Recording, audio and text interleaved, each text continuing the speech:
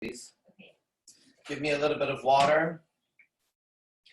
And, well, that's a bummer. Looks like I only have one blunt left after this. Maybe you could have, no, that's not going to work. We have weed. Yeah, I know, but it's not going to, oh, here, I got two. That's good. That's good. Yeah, that's good. Okay. All right, everybody, give it a minute. Thank you very much. Told him you good? It is very exciting times. Glad to be here. Glad to be able to smoke freely. What's up, sir? My brother from another planet. You know how they say brother from another mother? You're a brother from another planet. Another galaxy we are.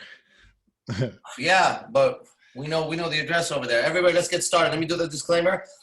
I'm a Raj Zapar motherfucking D-Bizarre. I'm the living person, and I have God-given rights and rights given to me by nature. First and foremost, I'm an entertainer. That means everything I say is entertainment. Don't take any of this shit seriously. Number two, I'm talking to adults, not kids. 3, don't break the laws of the land you're tuning in from. Number 4, remember you're an adult.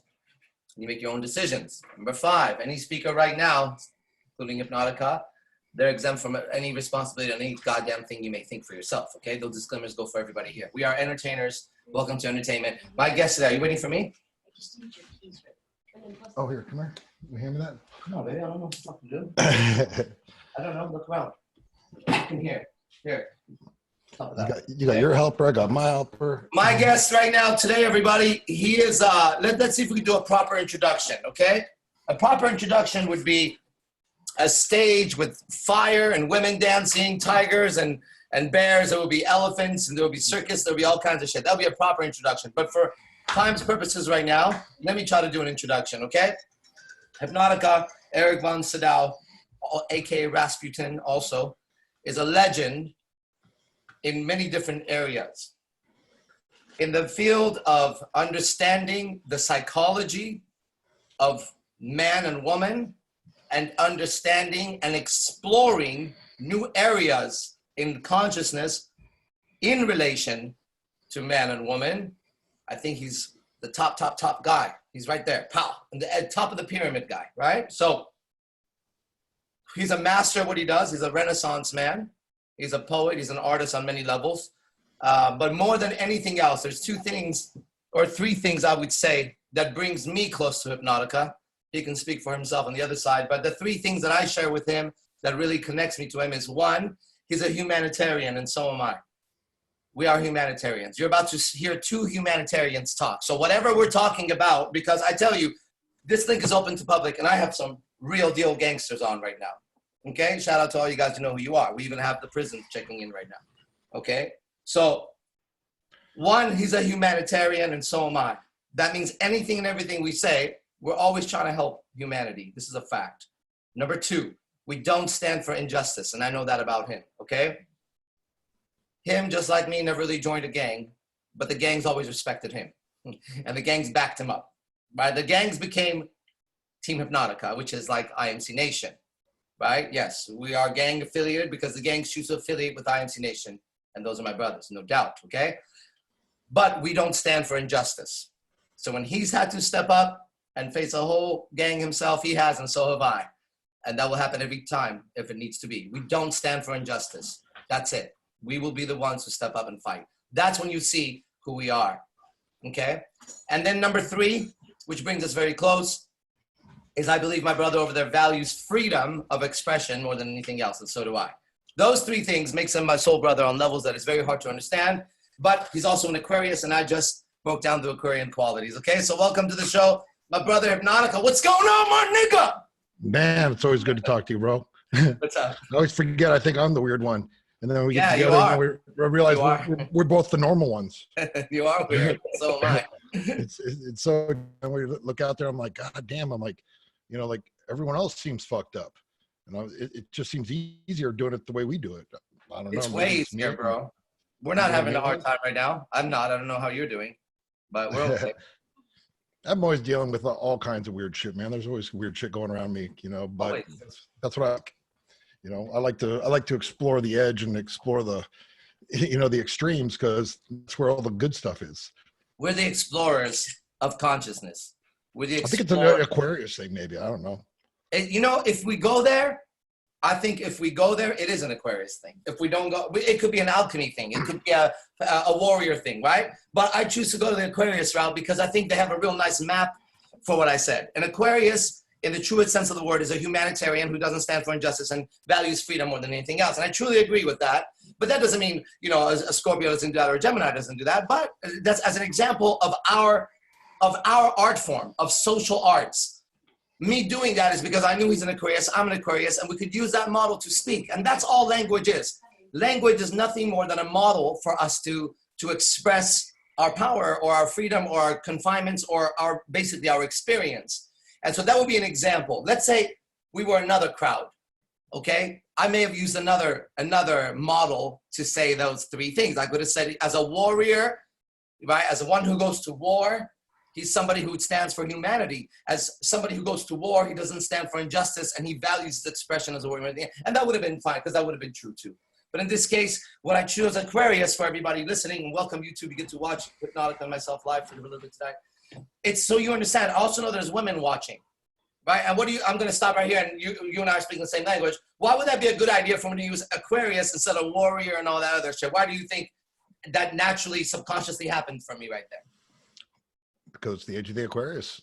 So, well, there you go. So, okay, so now he adds to that shit, right? So now we could even use that.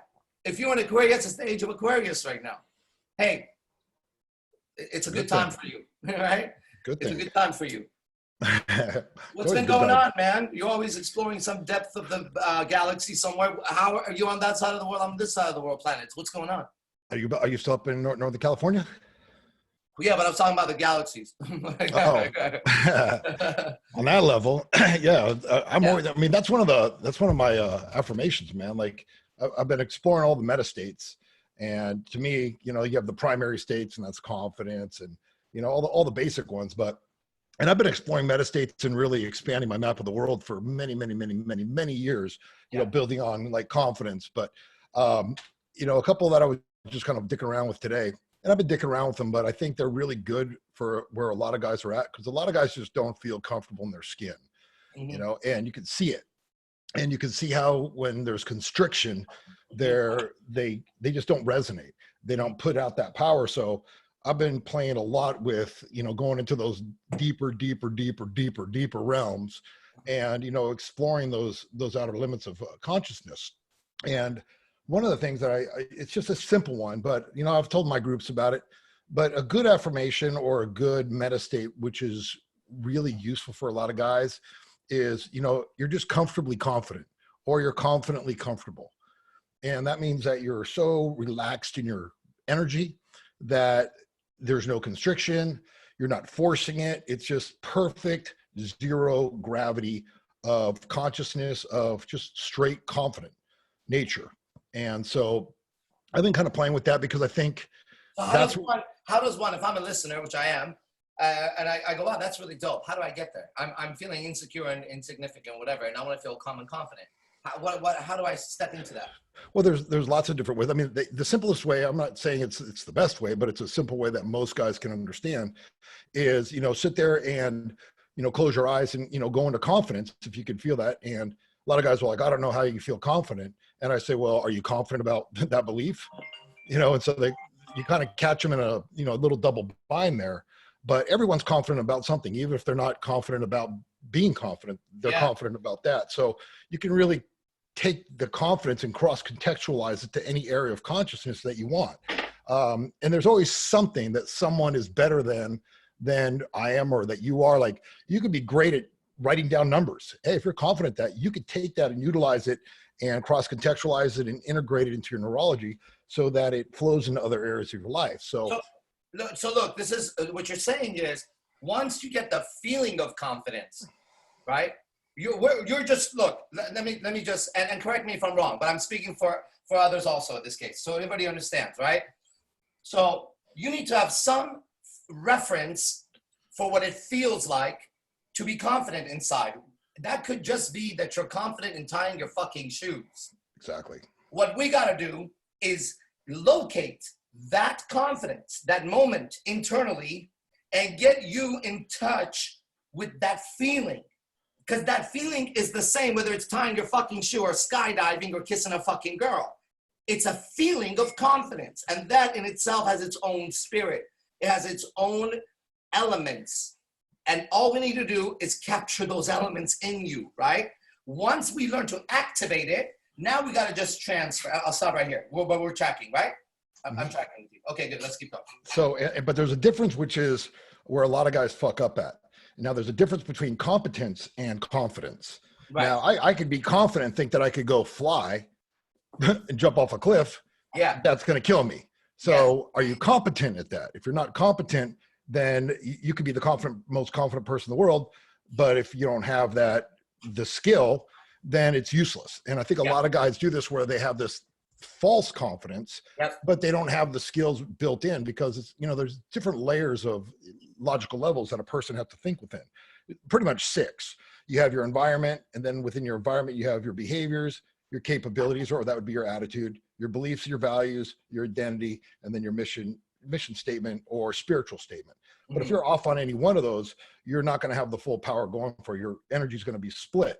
So with a lot of these guys, they may have that confidence, but you've seen guys that are confident and not competent. Like a guy walks in MMA when you're training, and he may be confident, like let's take a bodybuilder. I'm confident I'm a tough guy, but he's not confident in rolling around. He gets his ass kicked. Yeah, that's the example I was going to give you, actually. Exactly that example. And so that's the difference of, can you get the distinction between those two? And you can be competent, and that builds confidence. And then you could be not confident, but because you have the competence in doing something, you could take that feeling from something and pull it to something else. And vice versa. If you're confident, then you could either go about learning something confidently. And if you're not confident about learning something, that's where you could kind of fuck up, because then you're in your own way. So, there's lots of different ways to work this. So when they're building these different, I call them designer states. Hey, and designer states. That's what I say. Designer states. Yeah, it's all about, like, that's why I consider myself like the mind designer.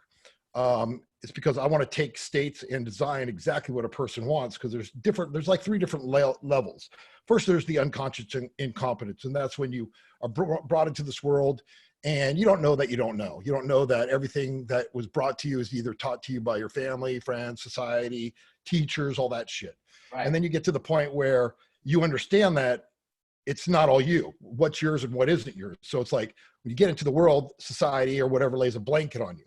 But then you grow and you start realizing that as you're growing, that blanket's not growing. And next thing you know, the blanket's starting to get holes in it.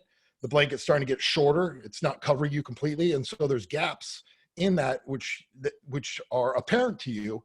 And then you get to the point where it's just unfucking comfortable. And you're like, okay, what is this? Is this me or is this not me?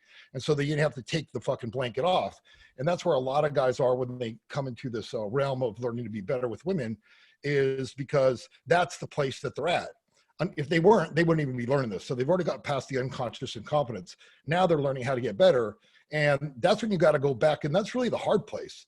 And that's going back and figuring out, what I'm about, what beliefs are mine, what beliefs aren't mine, and it's unveiling it. So when you unveil all that shit, you go back, it's like digging a hole. You go back and you build that foundation, you figure out what's yours, what's not yours. And then when you have that emptied out, which is a great place to be, then you start building on it. And that's when I say you go from going back and you're doing the work to now you're going to build your foundation based upon your beliefs. And then you take your beliefs and you start designing your life, because then you start making the beliefs that you want and you put them into your world in a way that works for you. And we've been talking about this. This is when you make up, you have to create your own language, because there's no language out there that even can comprehend what you're talking about. Like when we were talking that one time and I'm like, magnetotricity. It's the difference between magnetism and electricity. I've explored both those. I understand both those, but now I'm going to combine them together. And so now I'm going to practice that and see how that works with social interaction. So it's really at that level where you're just creating. It's called like Godspeed. And you understand that because you're an alchemist. I'm an alchemist. We're creating before consciousness really kicks in. So it's like we're a little bit like consciousness to me is faster than light. So when you're in that level, you're doing what you do, you're creating as is. And from there, But as long as you stay ahead of that, you're ahead of the game, and you see things that most people don't see. You're experiencing things that most people don't experience. When you start to slow down, then you get caught up in like the rat race. It's a lot easier just to stay ahead of it. Yeah. Okay. I'm tracking with all that. It's beautiful. One of the things you touched on is, so let me give you an update oh, I have it here somewhere. It's very exciting for me. So, I've been working with language for a very, very long time, but one of my goals, and that's one of the things I got to compliment you on. Like, I've been listening to you, like, I love double binds and sleight of mouth. And this is the difference. You can tell when people really put the work in, because I've listened to you and I go, God damn, he sounds like me, which is good on what I put out there. You study the shit. Mm-hmm. I'll study what works too, and I'll integrate it. And, a lot of shit, I'm like, blah, blah, that's nothing. But when I get something that's slick, I'll integrate it quickly. And so when I've heard you do that, I was like, man, he's like, I remember I texted you and I said, dude, your patterns are right up. Like that makes me proud, because motherfuckers put it in action, and it widens your toolbox. I'm about to make you real proud. Cool. My big brother. So listen, one of the things I came across in our community was, of course, the idea of hypnosis and language patterns, right? And so this was like a really big deal to me, because it's actually it's my bread and butter, is my language and my intelligence, right? I'm not the best looking guy, I'm not the richest guy, but I am the smoothest talker, and I'll take credit for that. No problem, right?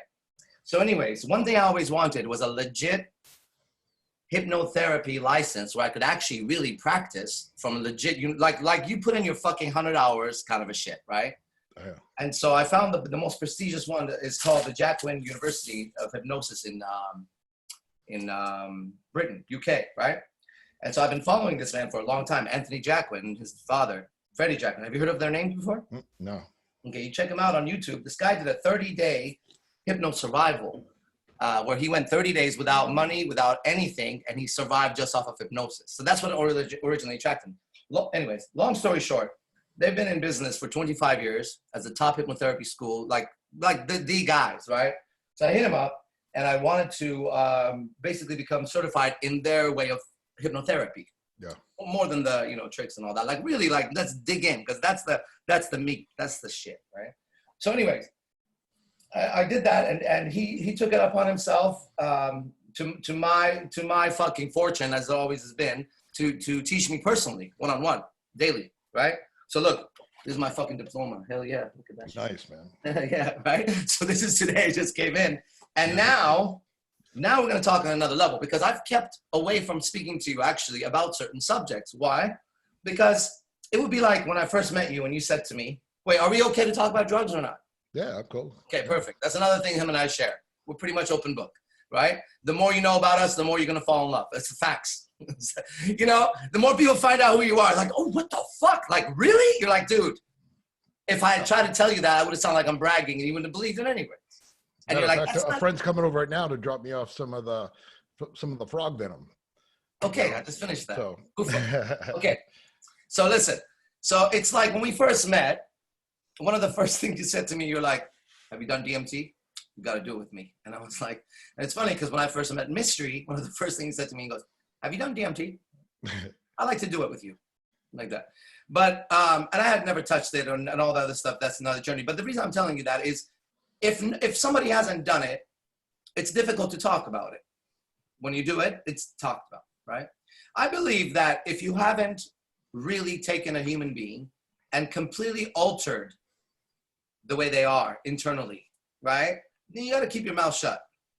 There's a difference. But if you can alter people internally, if your alchemy is strong enough to turn their lead into gold, whether it's their thoughts or their body or their emotions, I don't care, or the relationship, if you can do that consistently, I think it's time now we speak up, because I think the world needs us more than anything else. Right now is a time where everybody, wherever you are, your state of mind is either gold, copper, swamp, dirt, okay? And it really doesn't matter how much things we have. It matters to some degree for sure. But many of us find ourselves in very similar conditions. Now what do we do? Okay, now as Hypnotica said, what's the design of your mind, let's say? Right? What does it look like? Can you invite me to your world? Can I knock? When we come into contact with each other, it's like we're knocking on each other's universe. And this is not a light matter. Now, when we're close friends, it's almost like you have a VIP pass and you have your own landing strip in my universe, right? Like certain people, like say, Hypnotica, Vince, certain friends of mine, they don't have to call. There's a port for them. And you all have that in you should. You should have certain people that have a certain access. And someone's like, hey, did you know, like, Hypnotica landed? Oh, yeah. That's fine. Oh, well, he's fine. We don't have to worry about it. Sometimes he comes around, just does his own thing. He can come around and pick for the plants, look in the library, right? Why? Because that's like two countries almost, but it's two universes, two planets. And I think that whoever you are, you may not be in the greatest condition right now, financially, physically, who knows? Maybe you're alone, right? A lot of people are alone, to be honest, right now.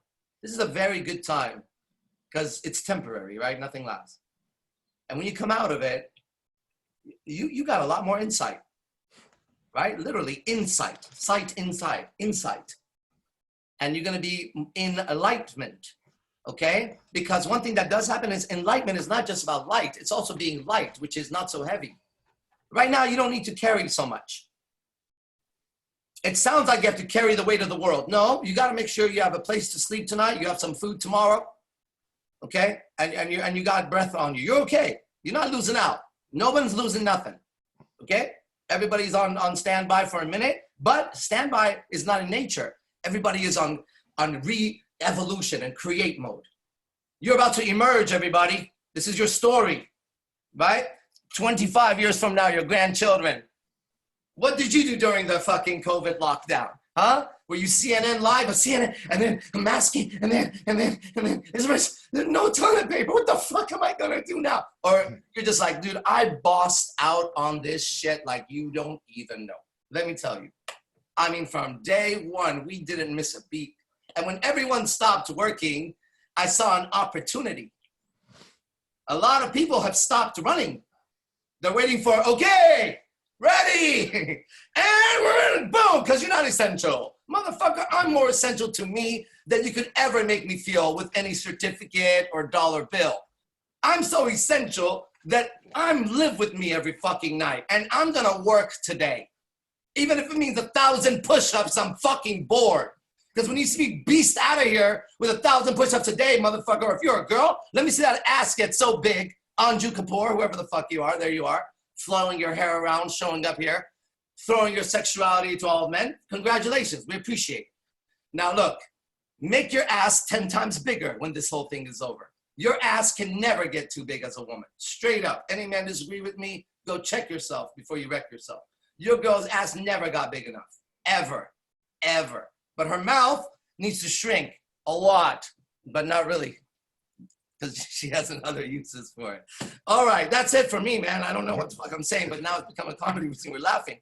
Because it's not serious. It's just not fucking serious. Like, come on, I'm trying to make it serious and I just can't do it. Like, I'm trying to put in the effort. Like, you know what? People are really suffering. And I'm like, they're not. Hey, bro, someone got real serious with me, right? Some gangster the other day. Yeah, you wouldn't be saying that if your family was dying. I was like, shut the fuck up, pussy. Just shut the fuck up, right? It doesn't matter. You were a gangster till you spoke like a bitch. There's a big fucking difference, right? You spoke like a little fucking girl. I'm glad you're not my dad. Come here, son. Put on that fucking mask. Come here. Honey, listen. We're going to walk out there. You're going to walk real fast to the car. Keep your head down. Keep your head down. Keep your head down. If anybody says hi, you say 6 feet, 6 feet, 6 feet. Don't you fucking sneeze, okay? Your dad's strong. We're going to make it. Man, go run in your underwear in the fucking street. Okay? Sneeze a bunch of times and come back. All right. Hypnotica, what's going on, man? Man, me and you were on the same level. I noticed around your neck you got yourself a mala. I got myself a mala? Yeah, my neck? The beads around your 108 beads, right? That's right. It should be 108. I think I took some out just to be a rebel about it, but I'm not sure. Yeah, because my wife dated him, and I was like, oh, cool, he's got a mala. Like, not a lot of people know what malas are. No, I and so that's why I love it, because you're on the same damn page. And yeah, man, I mean, this whole thing is, to me, when this shit happened, it was like time to step up. I've been fucking in my neighborhood. I'm a warrior. I went to all the older people. Mm-hmm. I'm fucking mowing lawns, changing oils, telling them like, hey, if you need anything, let me know. supplying people with cash. I mean, I literally just sent a guy down in like the Jamaican Islands. I went there about 4 years ago on a like a vacation, and he's like, "Hey man, my daughter, a guy named Pinky." He said, "My daughter got this COVID. He's like tripping out. Fuck man, I sent him money. I'm never gonna see him again." But it's like believing and knowing that you have trust in the universe, like the abundance. Like I know sometimes if I'm tapped out, I'll still give shit because I know that it's gonna come back. And it's just, you know, even though people are like, "What are you doing?" I'm like, because I trust in the fucking universe, man. It's never ever let me down. And so, especially at like times like this, there's just so many opportunities to step up to be a badass. And I posted that a couple weeks ago too. I said, you know, what are you going to do when you remember this time? You're going to be like, "Oh, I sucked it up. I always played safe." No, like I stepped it up. Like I stepped it up, and I was like a role model for those around me. You know, just enjoying the time of what it is, and knowing that I'm not afraid of this shit. I mean, I have to be a little bit careful because my parents, you know, my mom had like a heart thing, and my dad's got a little bit of dementia, and it's like I have to be careful for them. But other than that, people are like, "Hey, aren't you worried?" I'm like, "Man, my fucking immune system's fucking banging." You know, like I built this shit. So knowing where you're at and who you're about and what you're about and how powerful you can become. And I'm not saying that to be egotistical. I'm being that to be straight up. I think you're saying that to be a fucking man. We need to hear it. You know, someone needs to talk. Like, man, what the fuck's happening to my phone down here? But look, what we need is some critical thinking here. Big time. That's what we need. If you guys use some critical thinking, you see it's not what's going on, right? That's why I'm just completely relaxed about it because, you know, we just went right now to fucking food. Man, this fucking thing. We just went to get dog food, and the dude in front of me is tripping out, man. He's looking back at me, and you know, I'm not wearing a mask, and I could tell he's tripping out. So I was fucking just not feeling good about this for a second because I was looking at him and he was creating some situation with me the way he kept looking back at me. And I'm just like, "Look straight, man. Like if you keep doing that, I'm gonna have to say something because you're panic looking at me. Like, what's up?" You know, I'm looking around like he's gonna create some situation. So I walk to the car and I fucking open the door and I yell into my girlfriend's faces. And I say, "This is a fucking movie. It's either I yell in here, or I'm gonna go yell in this fucking dude's fucking face. What the fuck are these people doing? Does that moron fucking really think that that's gonna stop whatever is going? Are you?" So I let it out and I went back and fucking stood in line a little bit, right? And I thought it was done. No, that just heated me up more. Now I was thinking, "You asshole, you should have heard that, not them. I gotta go for you now." Look, guys, I can't say anything besides I know not one person who died of it so far, okay? And I know not one person who knows one person who's died of it so far. Okay, that's all I know for now. And my critical thinking skills tells me that chances are pretty okay that we're okay. All right, let's not get into it. We can get into that forever. But what we should get into is what's the newest thing that you may have discovered when it comes to the male-female dynamic? Is there anything in your mind lately that you're coming across? Well, let's go back a little bit and track back to the language a little bit because you know you're talking about the hypnosis and stuff. Oh yeah. And you know it's a great tool to have, and it's funny because hypnosis really breaks down to two things. You won't hear this anywhere else, but to me it's all about one of two things. One is anchors, Pavlov, the anchors that we have in our neurology, and reframing or outframing, and you know you have either context or content reframing. And if you really look at hypnosis, it all comes down to that. When you're doing hypnosis, you're opening up frames, but you're also, you know, collapsing anchors as far as association. So to really break it down, that's what hypnosis is. And a lot of times, you know, I'll do stuff and I'll already get the work done before I even go into hypnosis. And to me, that's just a convincer because I already know unconsciously where their eyes shifted, where they were shifting, where they first accessed their problem to where they're at. So I already know what's taking place. And so I'll just kind of like drop them into hypnosis just as a convincer because that's what they expect. Yep. But when you're doing the work ahead of time and people say, "Well, when do you start doing the work?" I go, the moment I get them on the phone, you know, locking it up and building the reality that I want to build in their neurology. And that starts with simple questions, double binds and shit like this, that they're not even aware that you're doing. That way, when they get there, they're so leveraged out that trance work or transformation work is already done. So, so it's like, it's a good thing to have. And with that, just because, and you already know this, but for others that understand that, certificate is just a certificate. It's a lifelong learning, you know, and it's good to have, but man, there's so much other shit that's out there. I mean, I mix it with shamanism. I mix it with sometimes, you know, say ketamine for people if they're on, you know, coming out of wars and PTSD and things like this. And it's so funny because people hold on to their problems. And there's so many people that come out and they're like, oh, I got this. I go, well, come see me real quick. Take, I don't know, 20, 30 minutes. And they're like, yeah, but I got all this stuff. I'm like, well, then don't complain. You know, I'm offering you something right here. You're not picking up on it. So obviously it's a secondary gain. You're obviously getting some kind of attention from this that you don't want to give it up. And you understand that just as much as anyone. People, I call them professional victims, you know, and there's professional clients too, that they want to use you or me as their next excuse on why they're such a failure. Well, I even went to a Rush and I went to Hypnotica. I went to the best and they couldn't do anything. So, you know, that's the story that they live.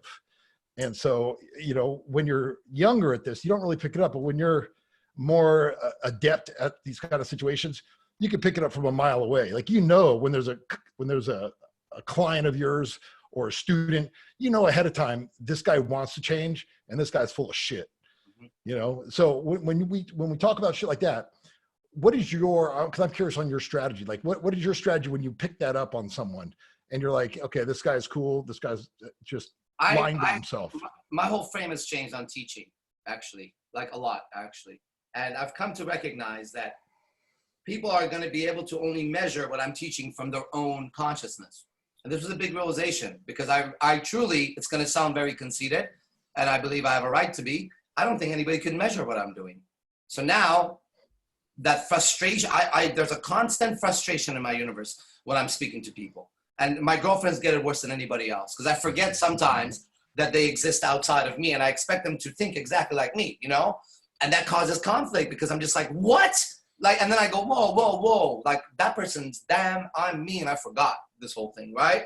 So for myself, I realized that what I need to do is I need to teach, get this, not necessarily for Jack, Jim, or Sandy to get it, but I need to teach because someone needs to abracadabra, put those words about that subject out into the universe.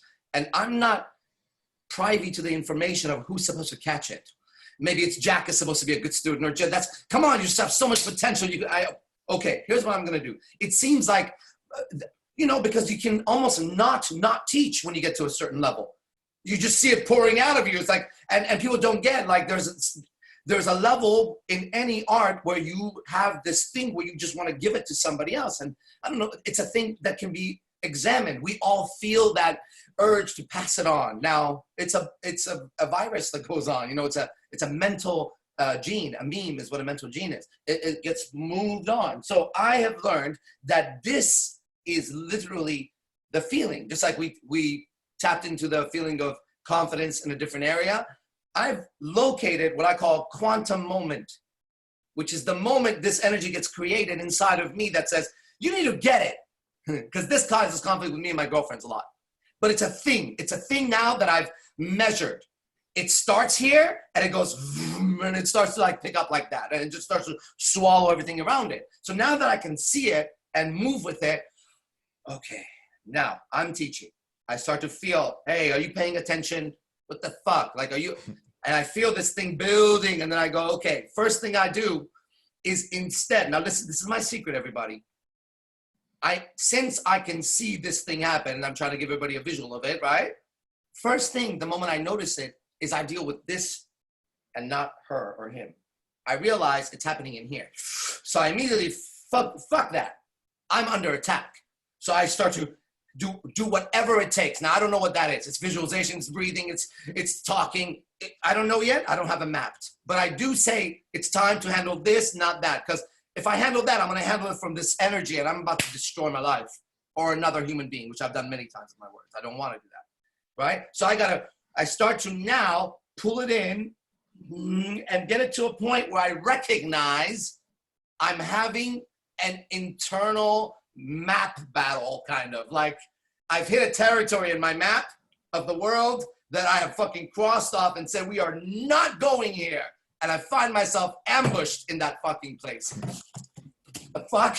And she lied to me again. Hi, who's she with? Who's she with? This is you got ambushed in your mind. And I realized that this is going to result in a creation on the outside that I'm gonna regret big time. And so it's become survival for me to hold this and become fun. To just go, okay, this is the battle. There's so much that happens in here. And eventually I do get it under control, and I breathe, and then I go back and I handle it. So in regards to students and things like that, I just don't deal with that anymore, because I'm here to teach something else or bigger. I'm speaking for the art, if that makes sense, and for me to get it. Yeah. I want people to ask questions so I understand what I'm doing. Well, it's funny you said that, because it's always the people that are closest to us that give us the biggest conflict. And, you know, for the last 5 years, you know, I'm a prepper. I always take care of shit. I have my T's crossed and my I's dotted. Mm-hmm. And my wife, you know, would always be like, why are you buying all this extra shit? Now, it was never like garbage shit. It was always shit like, hey, I picked up another fucking workout machine, or, hey, I got 2 of these respirator things. You know, I have like the nebulizers and shit. She's like, why are you doing this shit? Like, you're wasting money. I go, I'm not fucking wasting money. And they don't get it. And then all of a sudden this shit hit. And now I'm like handing shit off to people. I got, you know, I got my parents all lined up with gym equipment. I got all kinds of people that are like, hey, I'm fucked in and need this. I'm like, well, here you go. And it's so funny, because the whole way just grinding against everybody, you know, those close to you included. My place, you know, when I took on this whole project, this place was a fucking nightmare. It was like, you know, all these projects going on. My wife likes one project time. I like 50, you know, so everything's open, and she's like, oh my God, it's all fucked up. And I'm like, it's not fucked up. I go, it's a bigger vision. And it's pretty funny, because now when I've been throwing these last parties, at first she was like, you know, like, oh, it's all fucked up, and no support, you know, like she's in her own world. She does her little things over there. And then all of a sudden the parties, and people like, oh my God, this is beautiful. And I even told her dad, and her dad don't even speak English. She came over from Bulgaria. And I said, tell your dad this. I said, tell him that when people come over, she's going to be like, and this is this, and this is this. So I'm sitting here now watching, and she's going through, people like, oh my God, you got a cave, and you got this. And she's like, and this is this room, and this is this room. And I'm like, looking at her, I'm like, what the fuck? Well, didn't you just fight me the entire time on this? And it's like, you got to understand when you're at this level, and you understand this, because me and you have conversations that nobody else can have about things. It's that when you're at this level, it's really hard to think that other people aren't even fucking near you. And it's the hardest thing. I'm like, don't you get it? Like, when people are like, hey, they come over, and I got, you know, my wife, I got 4 girlfriends, and they're all interacting and everything's cool, and I'm like bringing stuff in. To me, it's like so normal that I don't get it. And I forget that people are so far removed away from this that it's like, it's so far gone. I even forget that I look kind of still intense. Like, I don't look like this to me. I'm looking now at my eyeballs, and I'm not looking in the mirror every second. Exactly. When I do look in the mirror, I'm not looking the way anybody else is looking at myself. Exactly. I'm seeing something else. And so sometimes, often, when I get a reaction where somebody visibly has a physical reaction to the way I look, it shocks me. And then it's, you know, it's funny. I was just thinking about this morning on my walk, and I was thinking, there's 2 different characters here, right? There's this guy that everybody sees, tattooed guy and this and that. And I tell you, I haven't fully played his part yet. If I play the part of AZD, it's going to do a lot of movement, you could say. I don't know what it's going to do, but it's going to move a lot. I already moved the world a lot. If I went full on AZD fucking mode and said, let me show you how I process this creation that I have. You get that, right? Hypnotica? Okay. Dude, it's right there. When you're saying this, I'm laughing because people are like, full Hypnotica mode hasn't even begun. No, haven't even started yet. Okay. But you know, okay, so if like, God forbid, it's a choice. All family were murdered, right? I was a wanted man, and if they caught me, they were going to kill me on sight, right? If it was like that world, quite possibly something I might maybe hit the ground with my hand as hard as I can and not even know what the fuck I'm gonna turn into. But the next moment, I'm gonna fucking fuck shit up in ways that I really think is I'm either crazy hallucinating or God, man, I don't know. It's some Naruto shit could fucking take place here, right? Some fucking demon comes out of me. So I haven't even begun. So that guy is so really misrepresented to you, everyone, that I want to apologize because I know you have a vision of the I don't give a fuck you, I'll eat your fucking face, even if you're fucking whoever the fuck you are, I'll eat the gun. That I get that. And you're right. That guy is here, and I know him really well. He's been my savior, right? When I was a refugee, when my parents were getting bullied, right? You guys see videos of like China where how they treat people in Middle Eastern countries. Well, police, which were soldiers at the time, they weren't like, you don't have rights. They don't read it to you, right? They push people around and stuff, right? And I don't like seeing that. That's why that injustice does not work for me. Okay. Anyways, this guy AZD saves that little kid, and I am that creation. Okay. The response to the threat in the environment.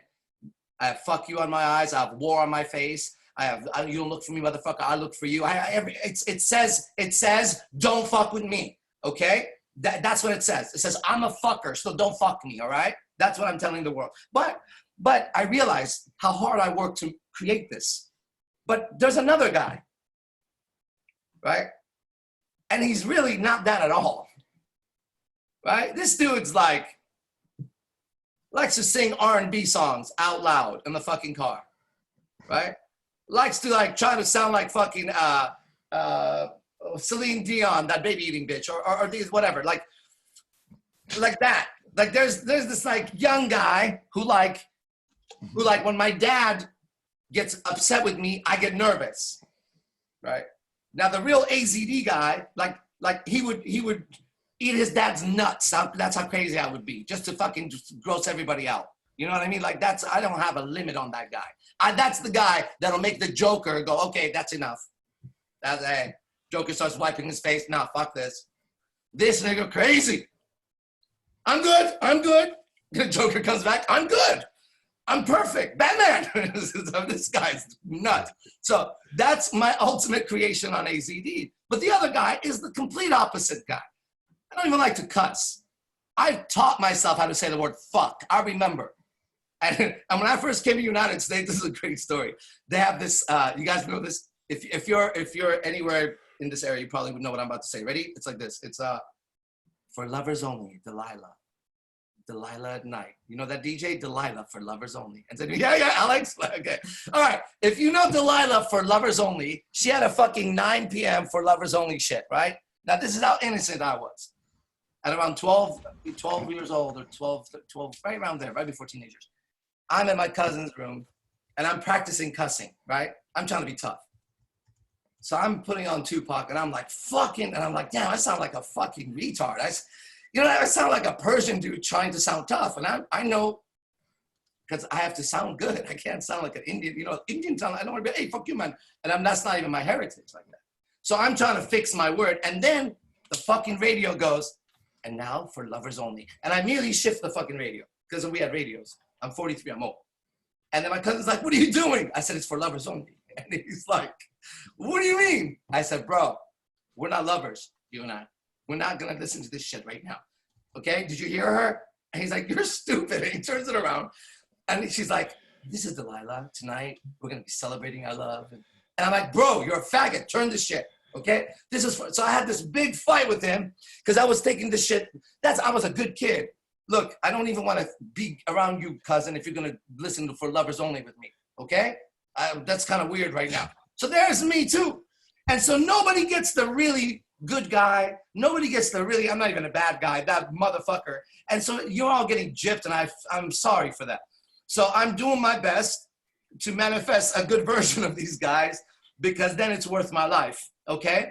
And if what I'm saying makes any sense to any of you, because I bet you it places everyone's reality, everybody knows what I'm saying, right? You got your shadow self and you got your little child inside and we're trying to find the balance between these two motherfuckers.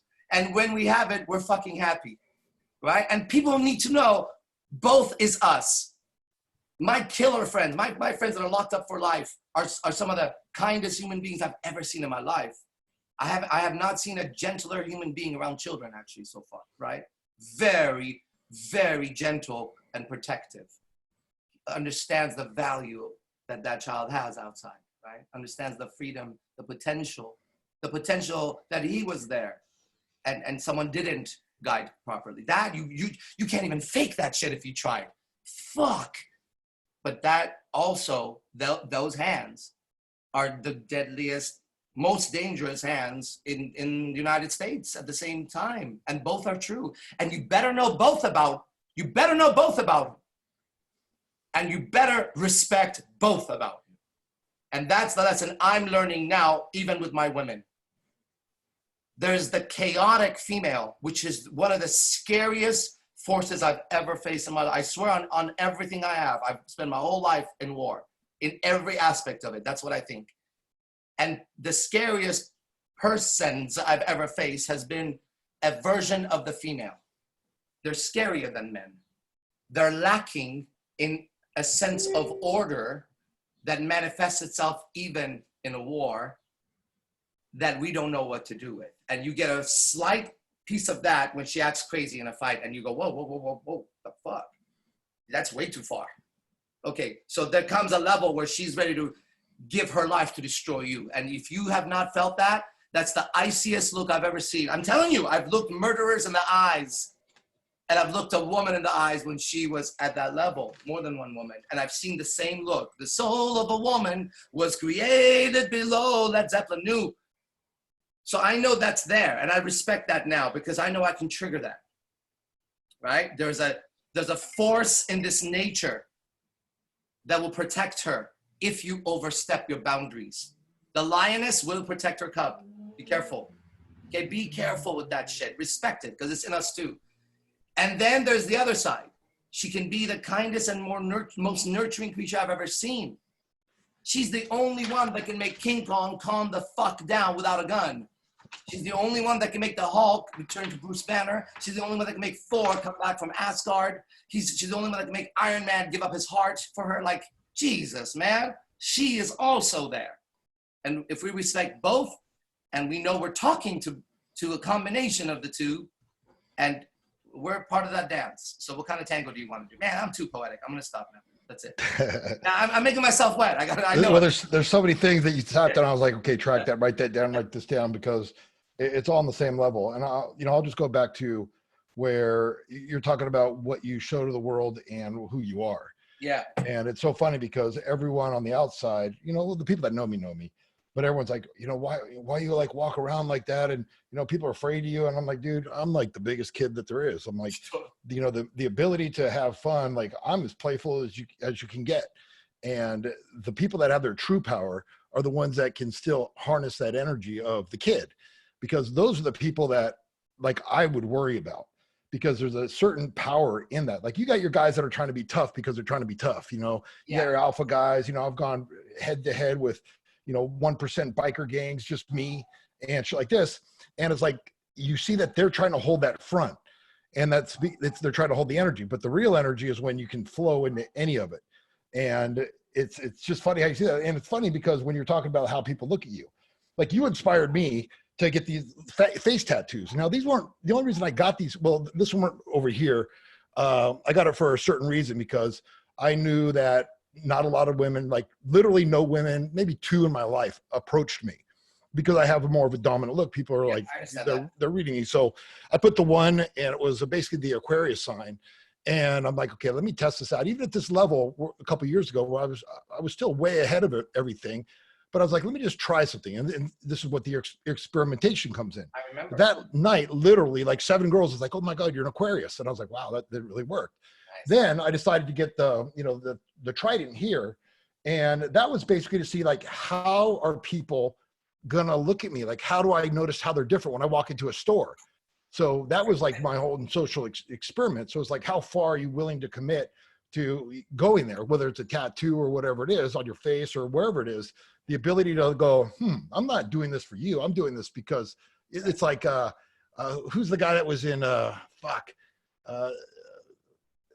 who's the guy that was in that show where he's like, you're not in you're the prison. The guy that wears Rorschach. Rorschach. You're not here with me. Yeah. I'm not here exactly. with you. You're in here with me. Yeah, exactly. Yeah. That's the point you have to come across is like, you know, like you're not looking, I'm looking at all you, like you guys are on my movie. That's what turns me on, is like getting people to react, or, you know, just being a fly on the wall at this point. It's like, I can see when people are buying into the drama, and I just walk by. Sometimes I'm like, I'm going to jump in a little bit. I'm going to jump in and have some fun.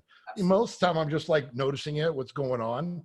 And I'm going to tie this back to when you were talking about girls and psychoticness. One of the things I teach my students is in about 1 to 3 weeks within any kind of relationship, I go pick a fight with them. Yes. You know, afterwards apologize, but you never know what you're going against until you get a girl vindictive. Yes. And I said, so pick a fight, you know, apologize afterwards. But, you know, some girls are just like butthurt, or they get sad, or they cry. Some girls will fucking come after you with, like, you know, want to key your car and fuck up your shit, and, you know, call your friends and fuck your shit up. And I'm like, so you have to test that out, because you're stupid if you get in a relationship and you don't understand who the person truly is. Yeah. So on that level, I was keying in on that. And so bottom line, man, it's just like, when you're just enjoying life, and we've both come like so far that people are like, oh, well, you got it down. No, I still feel like a student. There's just so much more. Getting it. Just started. Like, okay, now I got a base. Now let's build a fucking pyramid. Like, we got the groundwork. Let's see what this, we got the roots are in. I wonder what kind of fucking tree this is, and I wonder what kind of fruits it's going to have, because the roots are so deep now.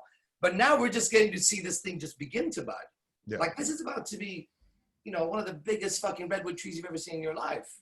Okay. And that's, it's funny you say that, because I'm at the same level where people are like, oh, you made it to where you are. I'm like, dude, I haven't even opened up the throttle. I said, there's a reason why I didn't want my name in the game. I didn't care about that. I didn't use it for validation. I'm not trying to be famous. You know, I enjoy my freedom. And it was funny because even up until, you know, I've paycheck to paycheck it my entire life. Mm-hmm. And even to the point a couple months ago, you know, because I'm always kind of working it. I mean, I'm still building up stuff, and I invest it wisely. Mm-hmm. But people are like, well, when are you going to like blast off? I said, listen, I've come 26 years teaching, and I never wanted to give people the excuse that, oh, he got chicks because he had money. Yeah, I know that feeling. You know, and I'm like, so I took all that shit away. I have the most fucked up looking Prius ever. And people, why you drive that? I said, it's my gold digger fucking filter. I said, that's just the way it is. And so it was funny because right before this whole virus thing came out, in my mind, I turned the switch. And I had a seminar that was doing with 10 guys, you know, they were coming, they were going to stay here, you know, 1,500. I was like, okay, I'm about to launch. I'm about to show the world, you know, the energy that I've been holding on to. Like I haven't even given 2% yet. And I said, because when I start this thing, it's going to be a movement. And I was just starting to ramp it up, and everyone was getting ready, and they were all locked in. And it's like, this thing hit. And the guy who I was throwing it with, Jared, he's like, well, let's just get him over here. I'm like, fuck no. I'm like, you know how horrible it would be. And I love guys and stuff, but I'm not going to be quarantined with 10 guys. That's a nightmare for me. Yeah. You know, like that ain't happening. I go, they can stay with you, but you know, ain't happening. So I was just getting ready to launch, and I was like, all right, we're going to push hard. And then this thing happens. So I'm like, okay, it's okay. Like I've cruised long enough. I go, I can put the throttle on anytime I want. Yeah. And now it's the point where I'm like, well, I took away all those excuses. I've developed everything else. Now it's going to be like, and I'm not saying money is going to be it, but it's going to be about the abundance and the generating of power. Absolutely. And on that level. So it's funny you say that, because we're just on the same fucking page when it gets there. It's so rare to have people be able to understand at this level, you know. So right there, that's it. What he just said is what you got to give to a woman. Do you see what he just said? It's so rare to have someone understand at this level. When she says that to you, you got her, my friends. That's where you've now unlocked something deeper. It's like I see her as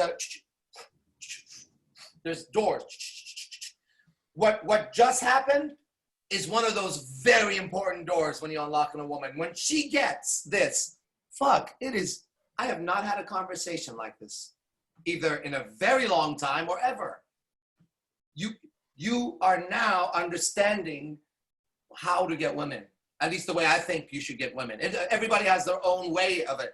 Hypnotica is a master of masters. Like I have to, you know what I mean? We're talking about top of the chain.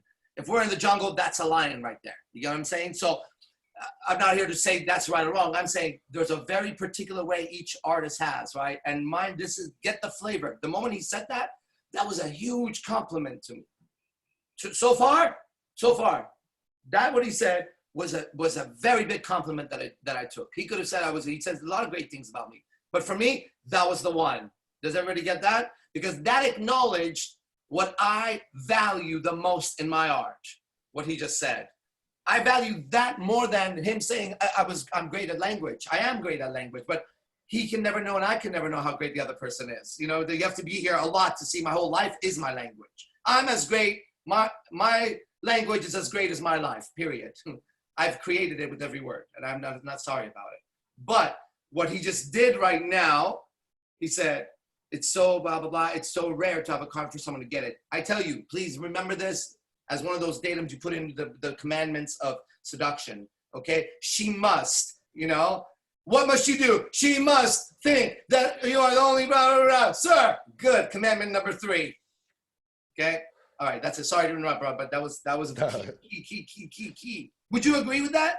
Yeah, absolutely. And, you know, it's funny because, you know, I'll call you out of the blue, we'll call each other and like, okay, I'm running into this because, you know, not many people have the lifestyle where it's, you know, like I have a wife and I have like 4 girlfriends, they come over, everyone interacts and people are just like looking and guys are like, oh man, it's the greatest thing in the world. I'm all, hey man, this comes with a lot of fucking grind sometimes. I'm like, you think it's fun, but in the beginning, you have to basically really retrain the fear that a lot of people have. And it's funny because I'm gonna put these 2 clips. I put it in the chat line. There's 2 songs like one I came up with. The second one is the one called "The Whole Lot of Little Loves," and there's a line in there that basically says, you know, God, I'm trying to remember which one. There's so many good lines in there, but it's the story of my life of what I hear with people.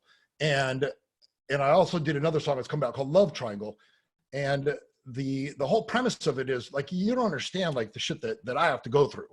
You know, I make it look easy, but it was never easy to begin with. Now it's at the point where I understand it, but like the things that you have to go through, the things that you have to explain to people because people do not get it. Now I get it because I understand that reality, but most people don't get it. Like I'm going to bring this up right now. It's called the Love Triangle. Now these are the words. It says, you're going to love this, man. It's like, sometimes I'm caught in the middle of a love triangle so brittle. Many try to reprimand my way, can't comprehend my philosophy. Fear contracts, expands. Holding to hand breeds fear's demands. Smiles distant in foreign lands. What about love? They misunderstand. Fear is fear, fear of loss. Why is their fear my albatross? I'm just a man, my own boss, bearing the burden of society's cross. I'm called immoral because I think this way. They want my royal heart flushed away. The hand they want played is a limited way. They say I'm not normal. Why you think this way? I said, I want love multiple ways. I want to love in 2 all ways. I wonder why they always harass. Loving with heart, make it vast. Love's divided, don't divide by 2. Love's not limited, think it through. There's enough here for me and you, for you and me and you and you. There's enough love to get us all through. You can't put me in a box made by you. My heart's bigger than the galaxies too, loving stars, not just you. My heart is free, it multiplies, geometrically it doubles in size, reproduce, maximize, strengthen, expand, visualize, replicate, intensify, extend, increase, grow, magnify, ramp up and boost, breakthrough, advance, go ahead, I love you. And it goes on, but Jesus, whoa, what the fuck? You understand that, you've lived it. I understand that. That was like a soulgasm, man. I was turned gay. I doubt that. You know, now if we start exploring that, we've gone to the edge of explored every possibility in quantum reality. There's still quantum. You know, so that's a song coming up. But also, if you look at the second clip, it's one called "Lot of Little Loves," and it really explains like where people come from and you know how they look at you. Words again? I mean, with that one, you can, it's the second clip.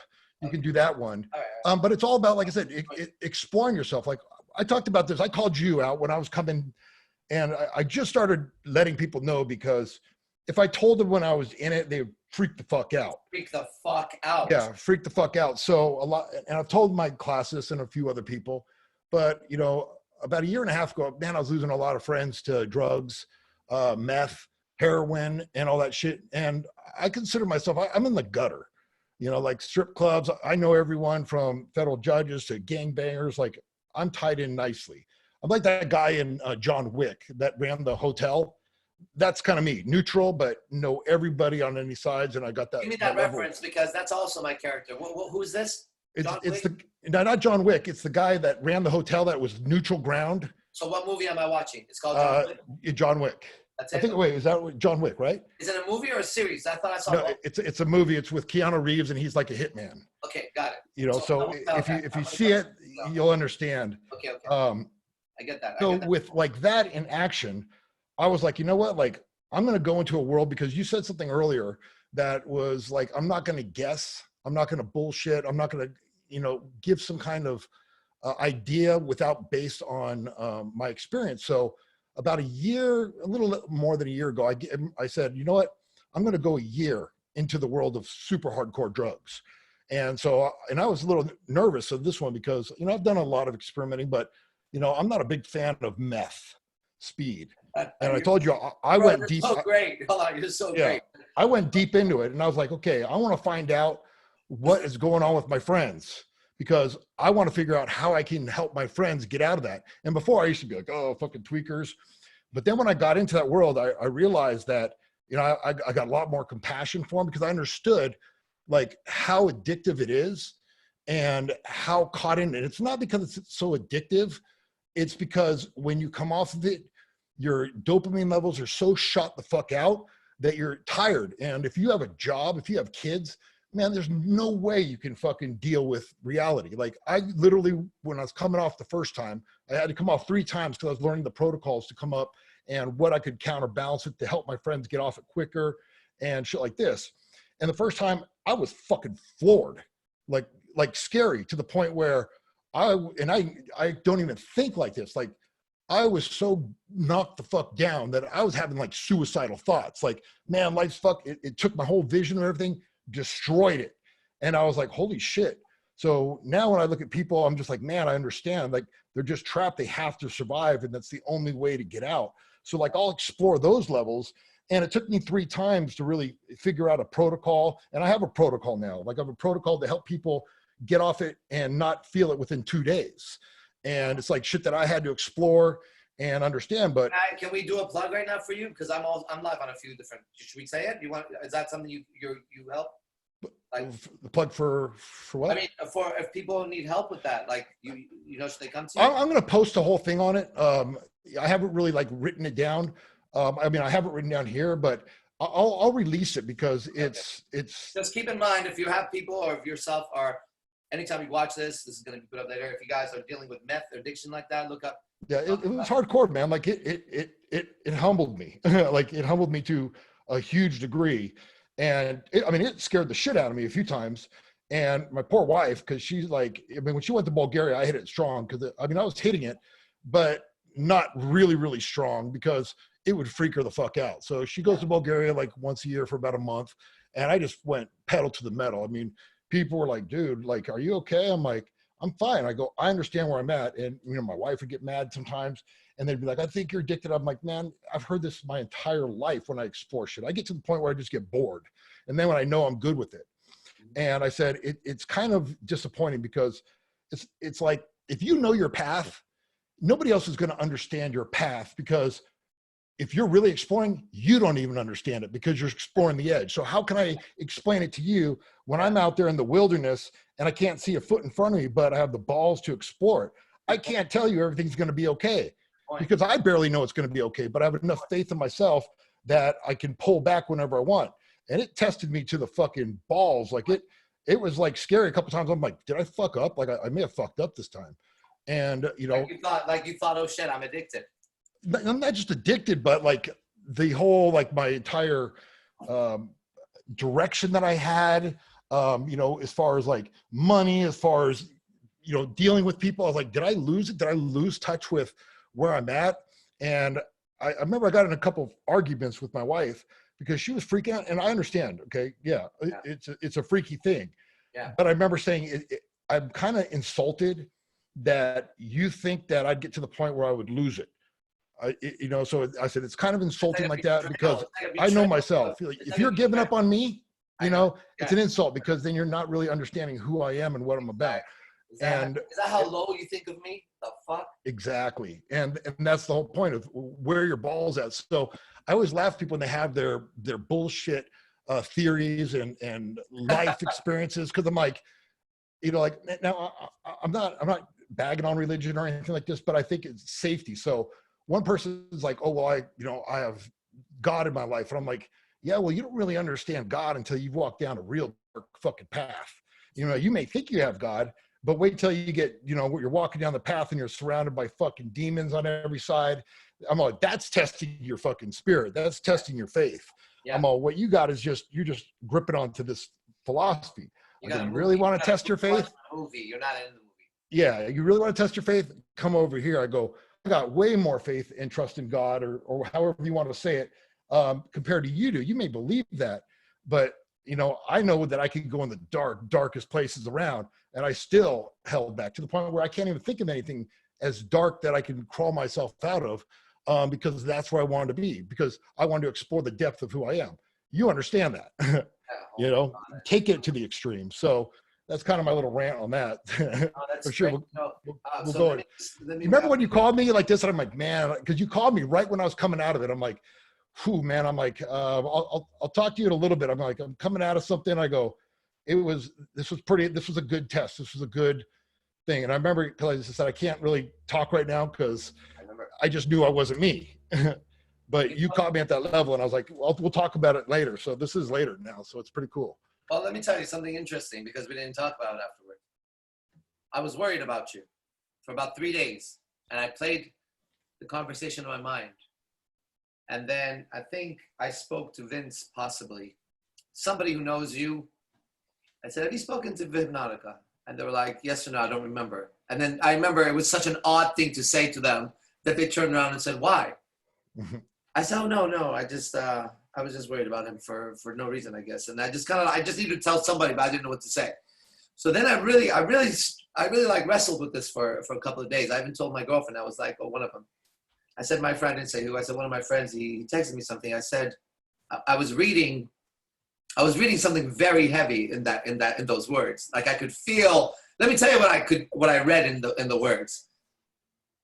I saw a cave really, really, really deep in the earth, like really down there. Like there was literally no light.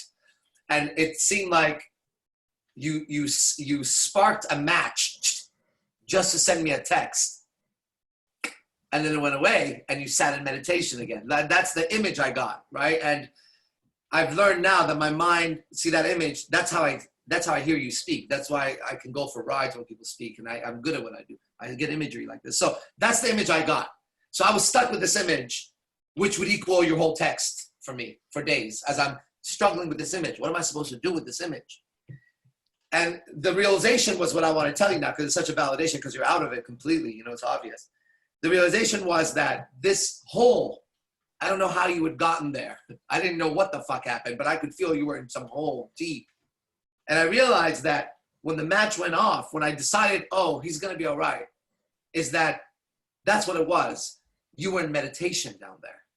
No, but no one goes to meditate there. It's like, wait, what? Why would you go there? Normally you seek solitude on top of a mountain. I want to go to the estuary with all Buddha. That's where you went. Nobody wants to go to hell. You dug the grave, and all the spirits came on top of you, and you kept digging up their spirits, and you went through the whole cemetery, and you fucked shit up, and you said, all right, everybody ready? And then you go, and they all chased you, and you bound yourself in a corner, and you looked at them eventually, and you wanted them to come into the room. Oh my God, that's it. That's the imagery. But when they came in the room, you shut the door behind them. And that's when you said exactly that scene. You said, no. I'm not in here with you. You guys are in here with me. Yeah. Excuse me. She's so fine. I got to grab this. Hey, the only reason I'm picking up the phone is you're so fine. Are you coming over tonight or not? Because I'm teaching. Okay, listen. So I can go by on Saturday. Saturday? You want to come by Saturday? Because my face is peeling, so it should be good by then. Thank you. Okay, fine. I got to go teach. So I'll see you Saturday. Bye. Okay. Bye. My face is peeling. See, that's where I go. Like, I'll help you peel it. Zombie. I'll get some tweezers and start ripping that skin Oh, off. I use my mouth. No, I use my tongue really hard. See, Like, man, and you get that. There's only actually one other thing that I'm really kind of like, I haven't experienced that yet. You know, like, and I don't expect to, I don't really want to, but it's a curiousness in nature. It's like prison. oh man, don't even say it. I know. You know what I mean? Like, I keep thinking to myself, like, fascination with that, forget about it. yeah, it's like, okay, that's like the, Forget about it. that would be interesting to go to because I know it's another level of I that. know it's sad. And so, yeah, you understand, but that's the level of when you're not afraid to step into the dark, and you're not afraid, and you're not doing it for other people. Like, I could have just been like, no, I worry about what people think. It's like, no, man, like, I'm going to scare the shit out of myself. I'm going to scare the shit out of everyone around me. But I know I'm going to come back out. Hopefully. I mean, I didn't know I was going to come back out.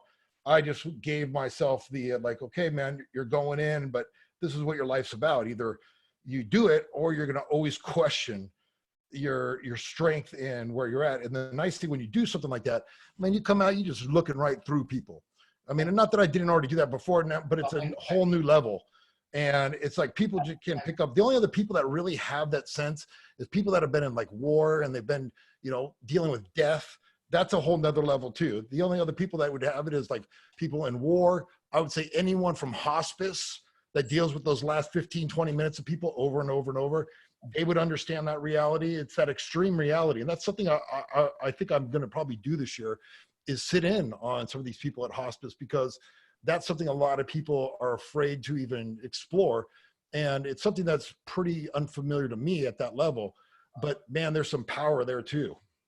Man, you know, what's really, really scary at this moment is how similar right now we are as you're speaking in my world. So now I'm having a little bit of an issue because I'm not unique then in that idea, because you're almost describing my path from Eric in San Diego is having experience like Arash in San Jose, but too similar, like 98% similar almost. Like that small percentage of difference is not even worth mentioning at this moment when you're talking about that, you know? And I want to introduce you to somebody, well, at least from this perspective first. One of my best friends and closest confidants is a man that I highly admire, but you're going to understand this very carefully. You're going to understand this so well. My friend was locked up, ready? In solitary confinement, you know what that is? In maximum security, ready? For over 18 years. Ooh. You got that straight. Okay, now, he's no longer in that position, right? You would have a lot of questions that I have, right? And that's one of the strongest communication lines of my life, you could say. I learn a lot, right? Very close. And I can tell you this. Originally, I got a message from him. It was about a paragraph long, and it was very, very basic. I don't want to repeat it. I think I remember it, but I would not do it justice. But it was a short paragraph. It would sound something like, if I wrote in that perspective to you, I would probably say something like, your dedication and commitment to your path is clearly visible in the way you carry yourself. A man of such accomplishment must be acknowledged properly. All respect to you. Do you get the flavor of that? Kind of like that? The flavor, very, very strong, right? So I get a very basic message, but it's a very powerful message. and it comes from And you whatever. can only really respect it if it comes from someone who's been there. Like you get people that are like, oh man, that's great. But when someone on that level where you know that there's not a lot of people you can look to for that advice, or like, hey, describe that reality over there, because it's so rare to come into people like that. But that's what, like the extreme. It's like one of my quotes on my Facebook is, I go to the extreme so you don't have to. Yeah, that's a good one. You know, like I want to know, and I'm fascinated by it because I'm curious on life, where you take things in a certain direction. It's fascinating. Like, what are you learning? It's like we're sharing. It's not like we're holding it in. We're trying to be tough. It's like, what did you learn over there? Because we're trying to get those first principles from these extremes, because it not only makes you stronger, but it makes you more aware. Mm-hmm. And so, yeah. So when a person says something like that, you really take it to heart, because you're like, wow, that's a compliment. That's Yeah, but I a didn't know compliment I'll that. take. But I didn't know who it was. But here's what I did know that I think you would appreciate. That small paragraph, I remember it so clearly, because when I read it, it was just a message that I got, random message, and I happened to click it. I don't always click messages. I stopped and I said to the girls, hey, listen to this. I said, I just got a message and I'm going to read it to you. I'm going to tell you why I'm reading it to you in a minute. So I read it to them. I said, what do you think? They're like, oh, that's nice. I said, no, it's more than nice. I said, whoever wrote this is very, very, very smart. I said, I don't know how to tell you that, besides that every word is placed perfectly here.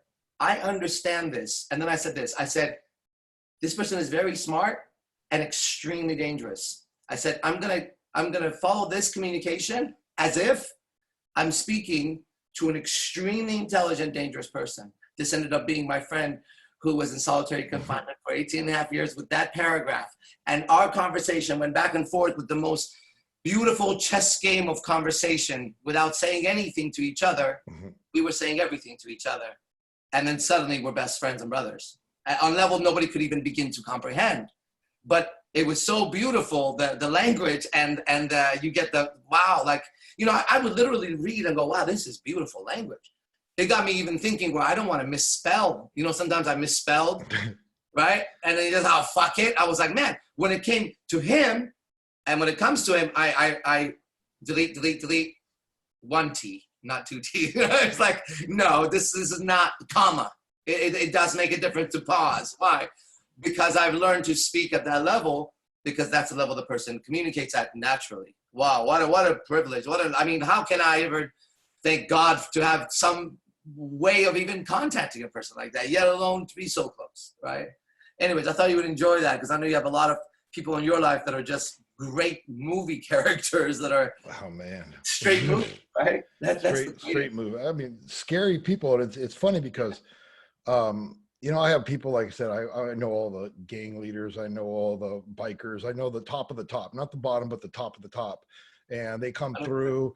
And when you have this level of you're just who you are, like they respect that shit on a deep level. They know you're straight up about shit. And it's so rare and it's so powerful to be that person that you have respect across the board. And I guarantee you'll have a fuckload of haters. But that's the whole point about it, because that's where it's at. People can't stand your power. They think that it's easy because they're like, oh wow, he's just getting this, but they fail to recognize the path. And the path, I know any person that's got a certain amount of power or whatever, you know, I know they've been grinded on. I know that, you know, it's like, so I give them that respect unconsciously, because I'm like, I know that it's not been an easy battle. It's a battle big time. It's a battle for anyone, really. But these players that are at this next level, like you can't even fathom the shit that they go through. There's no way. So yeah, man, I get it. Yeah. Can we open it up to some questions and shit? Yeah, you want to do that? I'll let you look to the right or whatever to your screen. You grab whichever question you want. You guys, the questions are going to be typed, not spoken. Yeah, so whichever you want to grab that you like, we'll answer it. Let's just see. I'm trying to go through. I'm not the best. Say I have. Let's see. Erica Rosh, how did you evolve from wanting validation to having an internal reference for approval? What was the journey? Oh man, that was a good one. What's the question? Just about how do we go from feeling we needed validation to an internal reference of approval, and how do we get to where we were? It's very important. Yeah, that took fucking years, man. You know, you got to remember, like, I didn't have the internet back then, so I get when I hear guys on a lot of my calls and stuff, I get in people's faces a little bit, and I'm just like, stop being a fucking pussy, man. Like, remember, I didn't have models to go by. I didn't, you know, right now it's such a good place where they can go to you, me. There's a whole handful of really good teachers, but I didn't have that shit. You know, I was lucky to find one person here and there, and learn from that. So to me, it took, fuck, man, probably like 15 to probably like 28 years old. I was still searching for that needing that validation, to the point where the whole process was just, fuck, it was tough. But once you get it and you do your work, man, I can't say it just came from one moment. You know, it's you're chipping away at it, chipping away. And that's where that's just, put it this way. If you're going to get good at this, the bottom line level is you're going to have to put your work in. Minimum, I think of like any other college skill. If you're going to get your BA in understanding women, it's going to take probably 4 years with what you know. I mean, we're talking about interactions. We're talking about push-pull. We're learning about learning sex. We're talking about learning how to dress, how to comb your hair, how to talk, eye contact, all that shit. If you're going to become a master at that level, at least 10 years. You know, if you do 4 years, you're going to be off. You're going to do pretty damn good. You're probably going to live a pretty damn good life. If you want to keep exploring, you're just going to have to keep going and diving into those areas that we talked about, that it can be scary, but worth it if you're a true explorer. So, I mean, that was my answer. I don't know what yours is, but that's. For me, the seek validation, I have a frame that's the senior frame to any other frame, which is, I don't deny any part of me, and I integrate it. IMC is integrated mental concepts. And if I feel that I need validation, I just know that there's a place to get it. That's when I do my art. My art should be validated. Otherwise, it's not good art. I do art so that others can appreciate it. And when they do, I feel validated. And that's why I do art. Because I learned a long time ago that they ruined the artist's soul by telling him, do art for your own enjoyment. No, an artist is one who communicates outwards and changes the culture. Don't shut us up. I do art so that other people can change their states by tapping into my art. Now, when I do that, I'm in that state, of course, so I enjoy it too. That's a given. But the expression of it affecting somebody else is much more nice, much more pleasant. Yeah. So I would say that I seek validation at the proper time. And if I catch myself seeking it at the improper time, like, oh man, I need her, I remind myself, validation is important. And see, I talk to the inside guy. I say, however, you're running this show wrong. Let me tell you what it is. That's where you want it. So now you want her to text you? Instead, go on your Instagram and make a good video for people and really affect them. Then go in there and wait for the comments. That's okay. Interact with the world instead of her. Get the validation, and you'll forget about her once you get a few good things going. So for me, I've stopped trying to change anything around me, and I've just said, there's probably a good purpose for it. Maybe I just didn't look at it right. And that helps me just be integrated as a whole, okay? That was a great question. That's a good one. Here's one. What drugs did you find useful? So first of all, I got to say, I'm not a proponent of drugs. I believe drugs certain ones are neutral. It's a porthole. If you're going to take that step, you could fuck up the first time. Okay. You may never fuck up, but you're going into some kind of porthole, and you have to understand that it could be great, could be really bad. You just can't tell what it's going to be. And I've had plenty of bad trips. I've had plenty of good trips. I know drugs are just a porthole. It just gives you a little glimpse into another reality. But like people that do a lot of DMT or they do mushrooms, they think, oh man, I'm going there, but it's going to give you a glimpse. You got to ultimately walk that path afterwards. So it's just a blip that goes in there. Now, me personally, I think the ones that are useful, mushrooms, DMT. I'm not a fan of marijuana. I think it just slows me down, makes me a little dumb. Ketamine, I'm a big fan of for brain research. It helps out a lot of people. I experimented a lot with nitrous. That was, it was one of those things. I tried, the cocaine, that was just stupid. So meth, that was just fucking horrible. That was just, when I look at it, I'm like, fuck that shit. Heroin's just trash. Other than that, I mean, I'm trying to think of the other ones. I mean, I've done a lot. GHB, I think is my personal favorite as far as that goes. So I can't, like I said, man, I can't be like, yeah, try it, because I've seen people fuck up on the littlest one. So that's just what we were talking about earlier. Don't follow my path.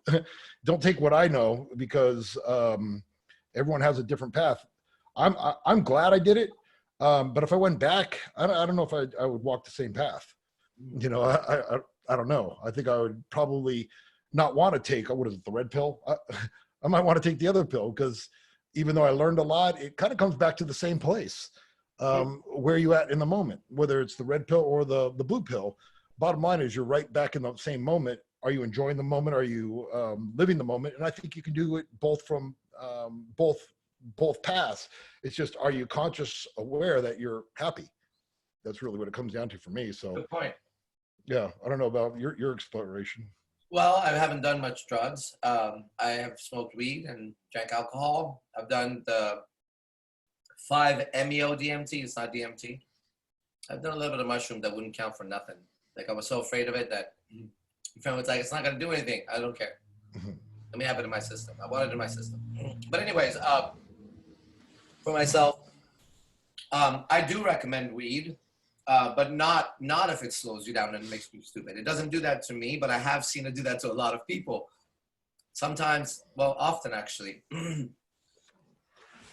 For myself, everybody, I would say on everything, on my mom and dad, on everything, about 90 high percentage of my day, I live in like a blissful state.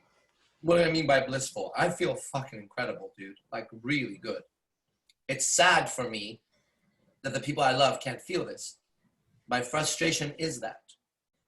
Like, you've been around me for that long. How do you not get it? It's not that difficult, right? But it's also one of the biggest pains in my life is that for some reason, it prevents the true enjoyment of it when you're the only one having it for some reason. I don't know what that is, but I think it's okay because it reminds me of a good person, at least in my own estimation. I go, okay, so there is a sign of goodness. I can't seem to just be like, fuck everybody. I can't do that shit. Fuck, I kind of wish I could, but I can't. I've tried to hypnotize myself into thinking that, but it just comes right back and fucking hits me in the face. I cannot not care. It's fucked up, but it is what it is. Right? So I would say, I've told my girlfriends a lot. I say, look, when I smoke weed, I'm able to open many portals in my mind very, very, very well. But also one or two of them, I've said to them, you shouldn't smoke weed anymore.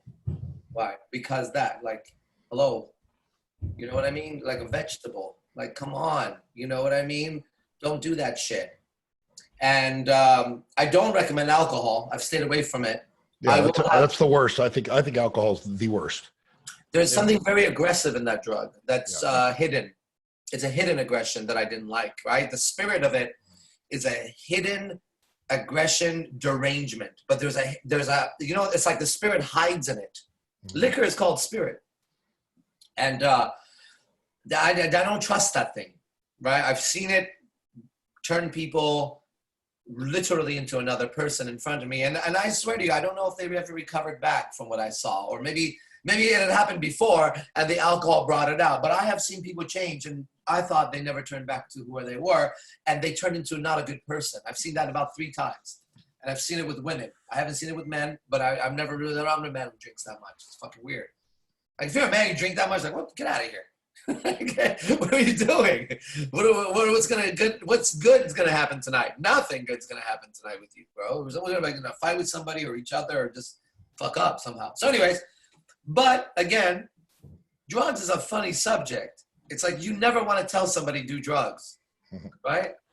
It's a fucking weird subject, and you feel bad if you say it. So I'm caught in that weird position in the court. You know what I mean? But they ask me a question like, "Are you still fucking goats?" And I'm like, "Fuck, man, I never fucked goats." You know what I mean? So I think you should do drugs if you want to do drugs. Why? Because I believe in the freedom of an adult to make their own choices as an adult, as long as you don't hurt other beings unjustly. And what do I mean by that? Like if you have to hurt a rabbit to eat it because you can't live, and I get that, okay? Or to defend your life, I get that. But that's the basic rule for humanity. Everybody's an adult. Live any way you want. Don't hurt that dude, and don't hurt that girl, and don't hurt that child, and you're okay. Yeah, it's pretty simple. It's so simple, right? There it is. You're good. And I think we can all agree to that. It's funny what you said about like feeling the best ever, because I went through that for a long time, and it's like that's when you're like, oh man, like you got to check this path, and nobody wants to hear shit. Like, like I don't preach anymore at all. Way years and years ago I did, but until they come knocking, it's like I just shut my mouth. I'm just a normal dude, as far as that goes. So they got to really want it, and they got to really prove that they want it, because you know, unless you're telling me and showing me that you really want it, I'm not even going to believe you. And it's funny because I did a lot of experiments with feeling good and modeling behavior. And I'll tell you what, this is kind of a funny one. But I was thinking, okay, what's the best feeling that I can feel? Okay, orgasm. And that was the best I could feel at the time. I've gone way, way beyond that. So I actually modeled and recorded and memorized the actual feeling of orgasm to the point where I encoded that in my neurology hypnotically. And what was really fucked up for like a month, because having a hard-on is the precursor to having an orgasm at the top.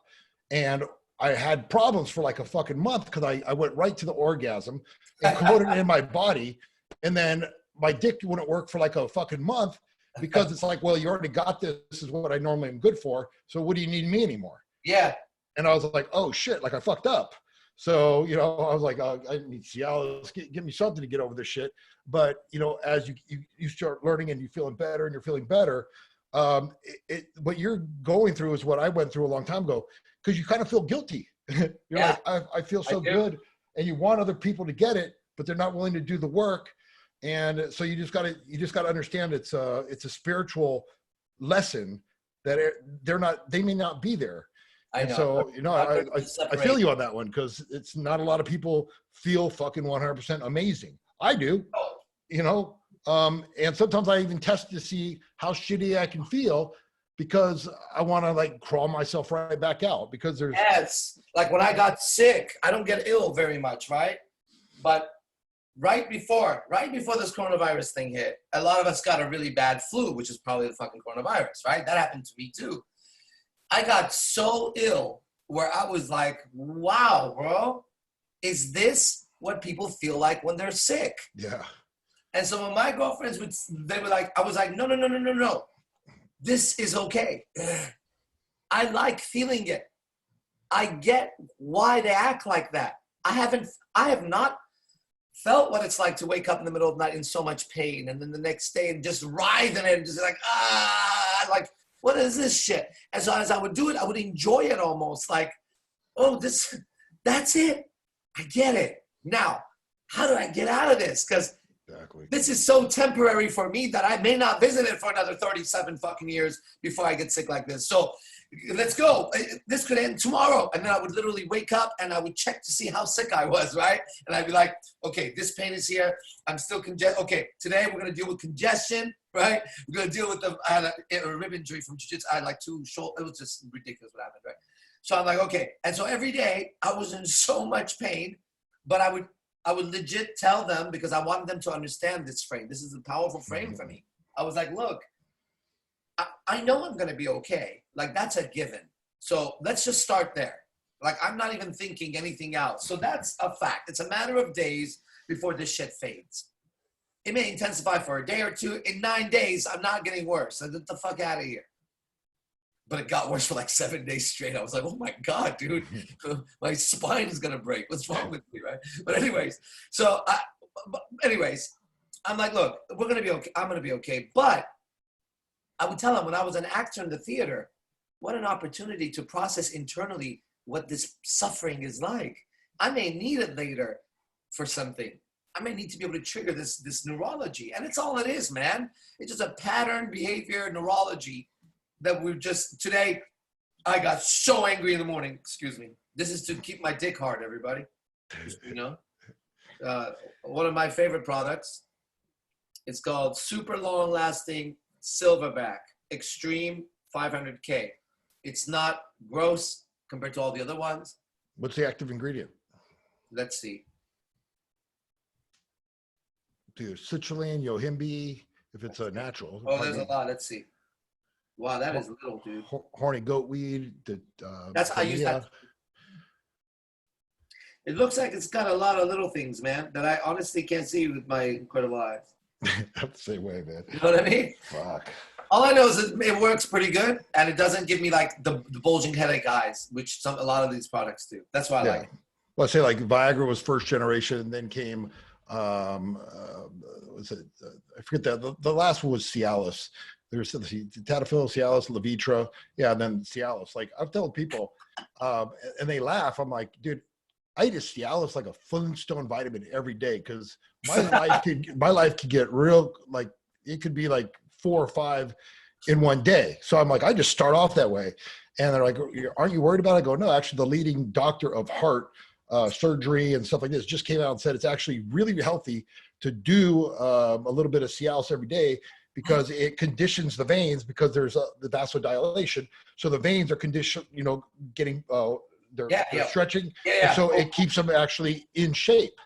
And I was like, well, cool. That's even the better part of it. So I laugh at people. I say, I have no qualms about it. I don't give a shit. I go, if you live my lifestyle, you want to be prepared. You never know what's coming around the corner. Look, I started telling guys because I realized I would get a lot of messages of guys saying, hey, man, I can't get hard, whatever. And I was like, well, I've been having that problem before. You know what I mean? And I'm not going to psychologically destroy myself over it. Yeah. I just get the fuck out of here. Like, so I started just telling everybody because I don't give a shit. Yeah, I got to take pills. But I also have 5 fucking girlfriends. That's like if you fuck once a fucking week, that's at least 5 times. That's skipping blowjobs. That's skipping other women. That's skipping just fun sex. That's like, God, that's like required sex per week kind of a thing. You know, hey, I have a question. Do you have a number of required sex per week that you found keeps a woman okay in a relationship? Are you talking about girl? Like per girl, you're in a relationship, an right? average, average each woman probably about two times like a week. A week. If you're living, because see, you live with a lot of different. I don't live with anybody anymore. By the way, I moved out. I'm my own. Which is good. Fuck yeah! The moment I moved out, my dick got harder right away. Yeah, it's just good. I think a lot of guys don't understand that. Like, I believe in like the dynamics. You have male, female. Positive, negative. When guys move in together, and like if you could pull it off, cool. I just haven't seen a lot of success. Don't do it. You know, it neutralizes the energy. It becomes more. It loses the magnetics. Don't do it. I stand firm on this planet Earth. Men, you are not to live with your women. You're just not. Okay? They could have little huts around you, but you need to have your own goddamn fucking space. Take it from a warrior for his whole fucking life.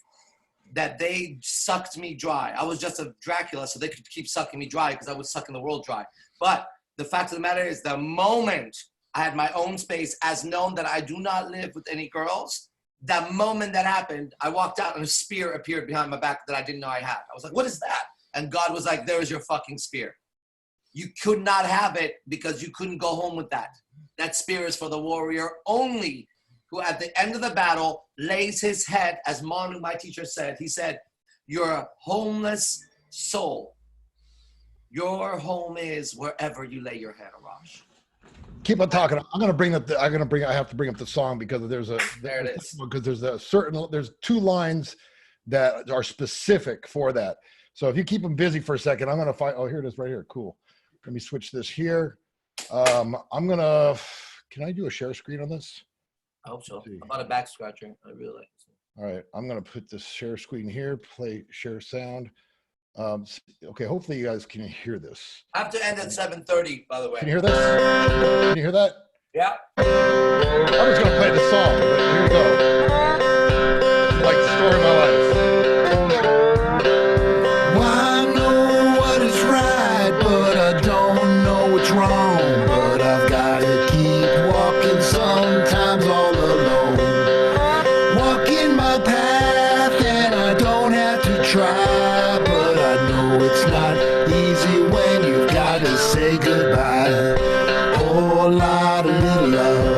that's what I found. Whole lot of little love, that's what I found.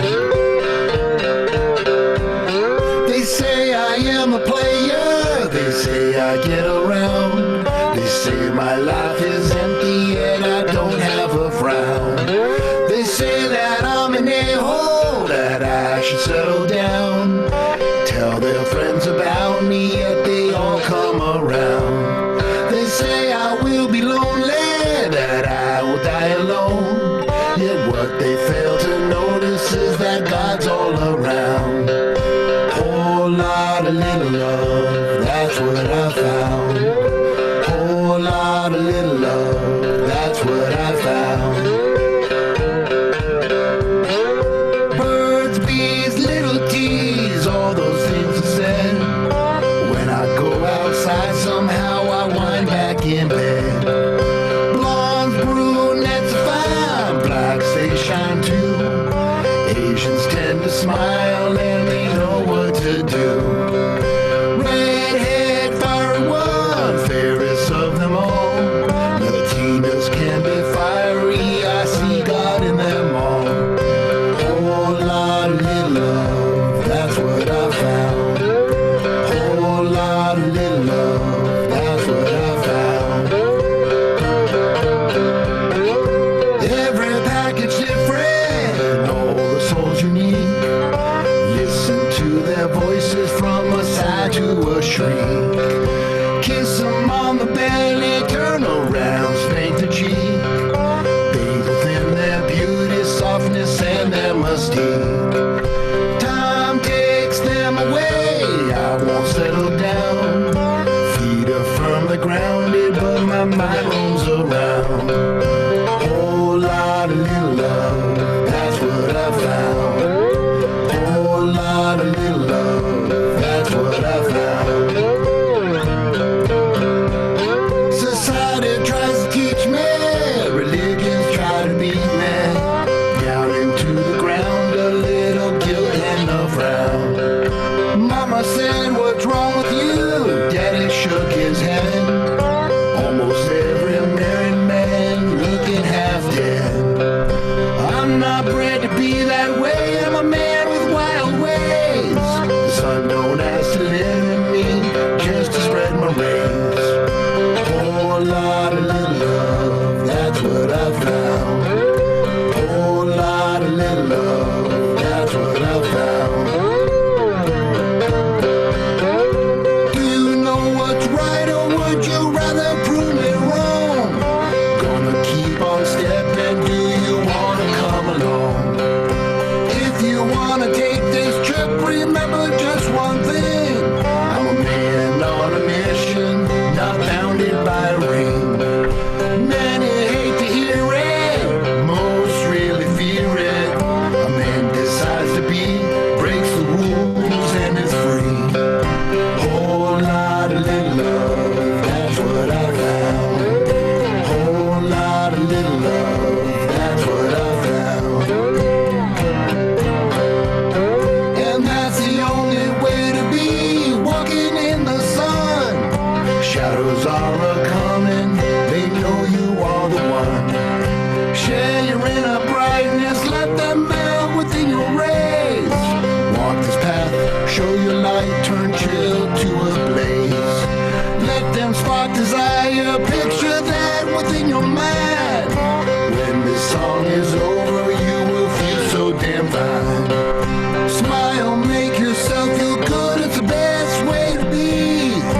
Love yourself, feel so good, pleasure's what you see. Share among the rivers, from the mountain to the sea. Walk this earth, you are the path, best way to be. Whole lot of little love, that's what I found. Whole lot of little love, that's what I found. Whole lot of little love, that's what I found. Whole lot of little love, that's what I found.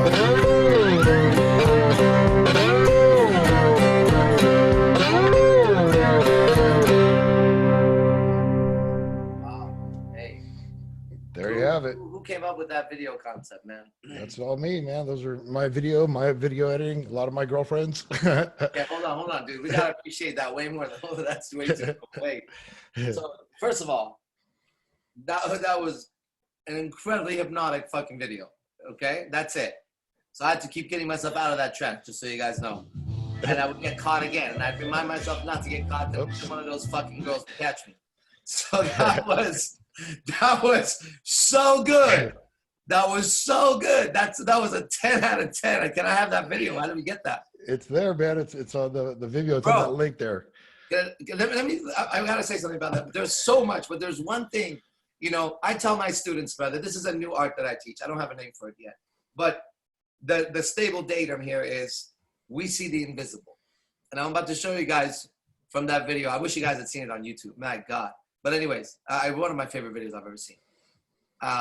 Let me tell you this one invisible piece that I saw. Wait, were you recording those girls? Oh yeah, I did the whole thing. You're behind the camera, right? Oh yeah. Okay, well there it is. Look, here's why. Those girls were genuinely happy.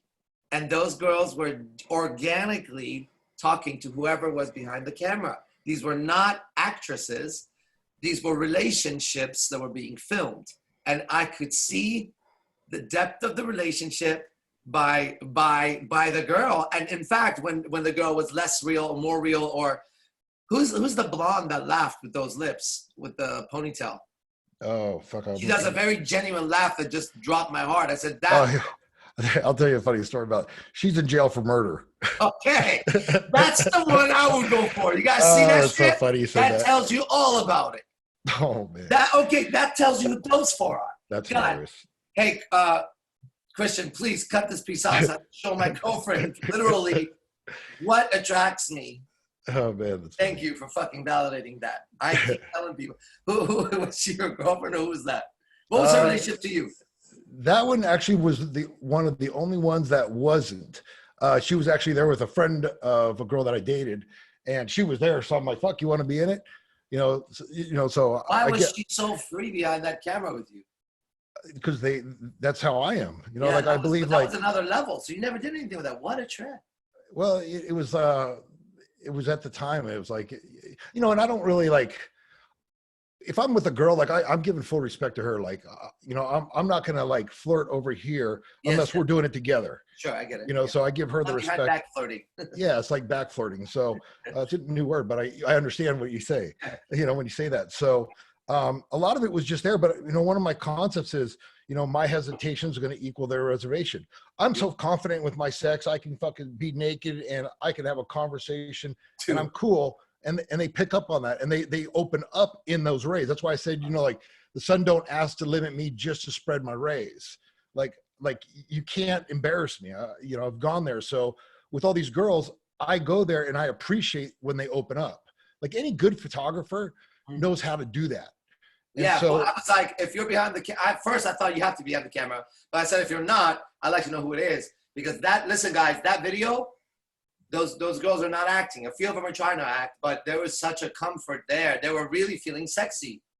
Yeah, right. That's what a man should do. Like that's what a man should make. That to a woman, sexy. it's game over. Game over. Do you know? I like to discover these datums, right? Like here's what I do. You would very very well understand this. I fly out of my AZD planet, right? And I go and I pick up a signal somewhere, and maybe it's Socrates or some shit way back. And I go, I know that map really carefully. But as I research new areas, I go and what's this? And I go in this forest or planet, and I do the fucking metal detector. And then what is that? And an idea fucking comes out. You know what I mean? And then I put that shit on my shoulder and I go back to my planet, and then we build a whole fucking temple and part of the civilization that was lost somewhere I bring again, right? You get this. So I have a datum, what I call, which if you arrive on AZD planet, you guys are going to want to visit this temple that has this. There's a temple for this. It's for women. And in there, the one thing on you'll see right when you come up, it says this. What is the one thing that a woman wants to feel that if you make her feel that, you got her? And it's not sexy. That's not good enough. That's obvious. That's too general. but there's an answer. As you go through the temple and you open the manuscript that I found, the answer is simple. Ready? A woman wants to feel like a woman. If you could make her feel like a woman, you unlock a secret code in that video game. The coins. What the fuck? Yeah, we just came from ACD Temple. Go grab it. Take it. You're trying to steal it. You're dead. You all died over there. Fuck. Don't try to steal. I think it's beyond feeling like a woman. It's like you can bathe in their goddess energy, and you're so strong in your masculine and your divineness that you can take it. You can take that heat. Yes, you have to. And appreciate it. Yeah. Because if you don't, and she could break you, you can't have her. Yeah. There is that moment in any relationship when you first start to get with a woman and it starts to get serious. She's about to give you a fight. I'm telling you, she's going to do what we should do. She needs to, because she needs to. Yeah. She needs to know how you're going to respond before she has a fucking baby with you. Believe me, if you're getting serious about a girl and you're having these thoughts, man, this is the one, and I'm really, this is so perfect. You're about to have a very big fight coming up. Yeah. And it'll be at a time when you planned everything out. It's that. You know which plan is about to get fucked? The one you spend a month and a half to get that cruise ship, to get that one. She's about to destroy that one. And you start feeling it as you get closer to it, right? It takes more effort for you to talk to her about it. At first she's like, yeah. And then it's like, yeah. And then like, you're like, so it's like 4 days away. And she's like, yeah. And you're like, damn. And then you realize the last day she's not picking up the phone. And what happened? You got real close right now. Those walls are about to break, everybody.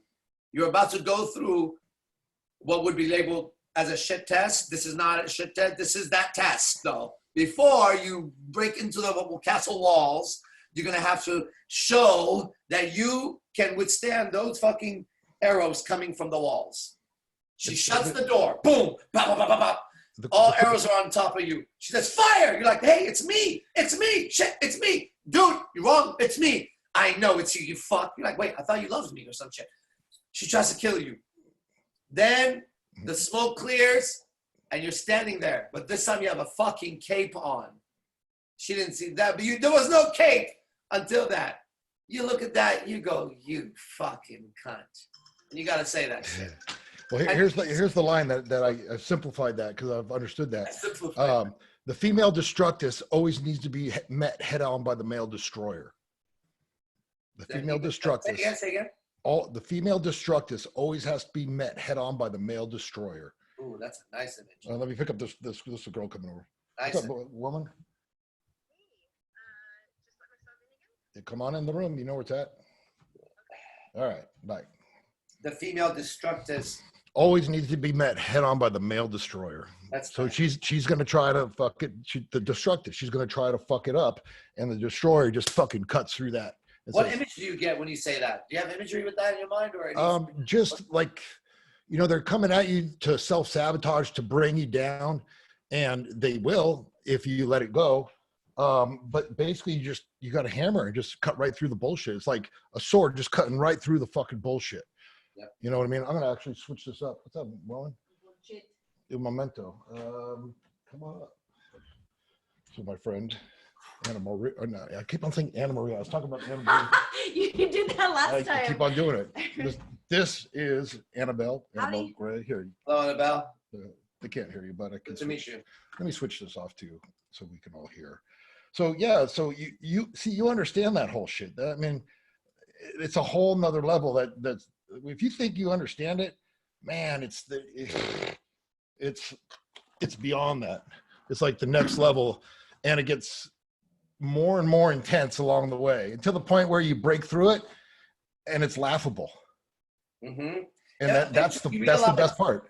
Eventually you realize the unlimited weapon is imagination and the application is language. Exactly. Right? And the imagination is God. The language is pulling from God. Right? And you can pull as much of God as you could speak God's language, right? So I don't take any word coming out of my mouth lightly anymore, because in my world, it's power. If I speak, you're going to listen, because I'm talking to another part of you. And that part listens, whether you like it or not. That's what I know. So in the superhero world, we would be quiet for a while. And they would say, why is he shy? And your friend would say, he's not shy.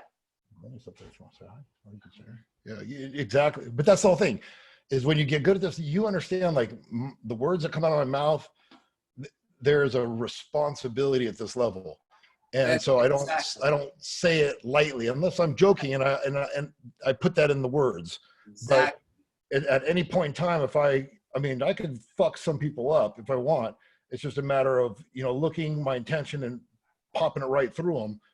Do you remember we messed somebody up one time on accident, but not really? It was a lecture we were doing, and he became challenging. And it was me, you, and there was another guy who knew language.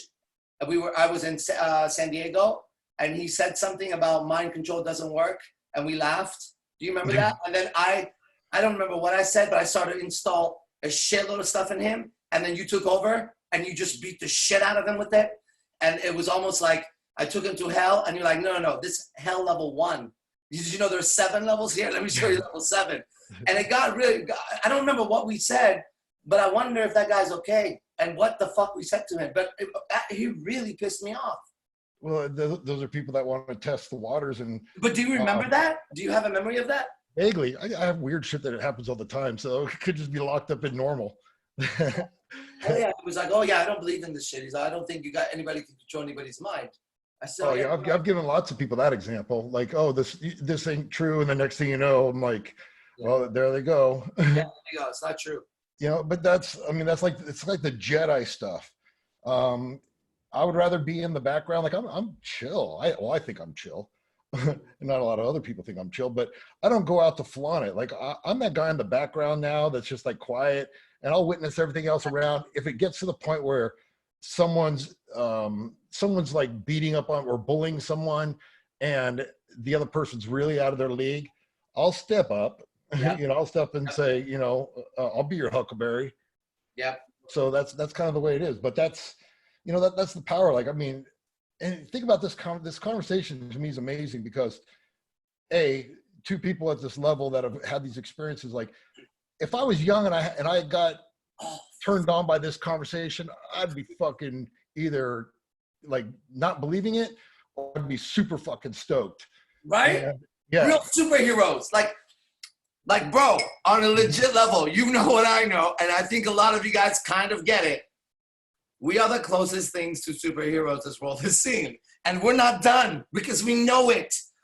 Yeah, because you haven't busted out. I haven't busted out. That's why we're laughing, because I was like, man, people think we busted out. When you watch X-Men or any other, you go, that's fucking me. And you start criticizing it. Like, that's actually could be done better. Or how do I get that in real life? Like that, we are there. Nobody could understand our world because it just sounds like you're either 4 years old every fucking minute, imagining shit, but it's working. And everybody misses your life because you have an incredible life. There's no model for it. It's a expression of you every moment has resulted. And why is it similar to me? Look how similar our expression is. It's a similar life. Maybe in Southern California, it expresses it more that way. Who the fuck knows? But the ideas are too fucking similar. Well, it's first principles that come out of the fact that, like, you're going to learn these first principles at this level. It ain't going to be easy, but there's similarities. Like, that's why we rate so well, is because we've gone there, and it's completely worth it. Fuck. Trust me, it scared the fuck out of me plenty of times. But when you look back, it's fucking just worth it. When people say like, what are you scared of? But what's scary about it? How would you say that? I'd say I'm still afraid of the vast power of God. As all I can say is, like, the only person I try to validate is with God. Like, let me try to step in. I'm like a 1.00005 on the power that the universe holds. Right. And I'm knocking at the door in this realm and be like, oh wow, you got it handled. But in the real world with the different dimensions, I'm just a fucking peon. Yeah. It says, like, there's an old joke that says, your man is only crazy to you. He's just a pussy to us in the street. And it's kind of like, You guys are just cool on Earth, but when you fucking come to another dimension or whatever, you guys are pussies. Like, you're not doing shit. Like, let's go. What happened to you guys? Where's your fucking balls? Like, let's say another alien race came and they brought some of their dopest men here, like coolest men. And they were like, send us your representative. I would like to step up for Earth. I would really like to be able to represent it properly and do some damage. I don't want to be like, oh man, look at that giant reptile. Damn, that dude's like 10'4". I want to look at him and be like, does he have a mind or not? I need a language translator before we can, no. He can have a sword, I need a language translator, right? Why? Because in our world, it's our ritual to talk for an hour before we use the sphere. That we can't go to war. Let him hear me. I'll tell you a funny story. Hey, game over an hour later, right? Here's the funny thing, like on DMT and shit like this, like I've gone on these other worlds and there'll be like a little teeny little fucking little elf fairy this fucking big. And you know, you're coming in like, oh, I'm this. And I'll tell you, that little motherfucking elf just fucking trashed me. Just fucking froze me up.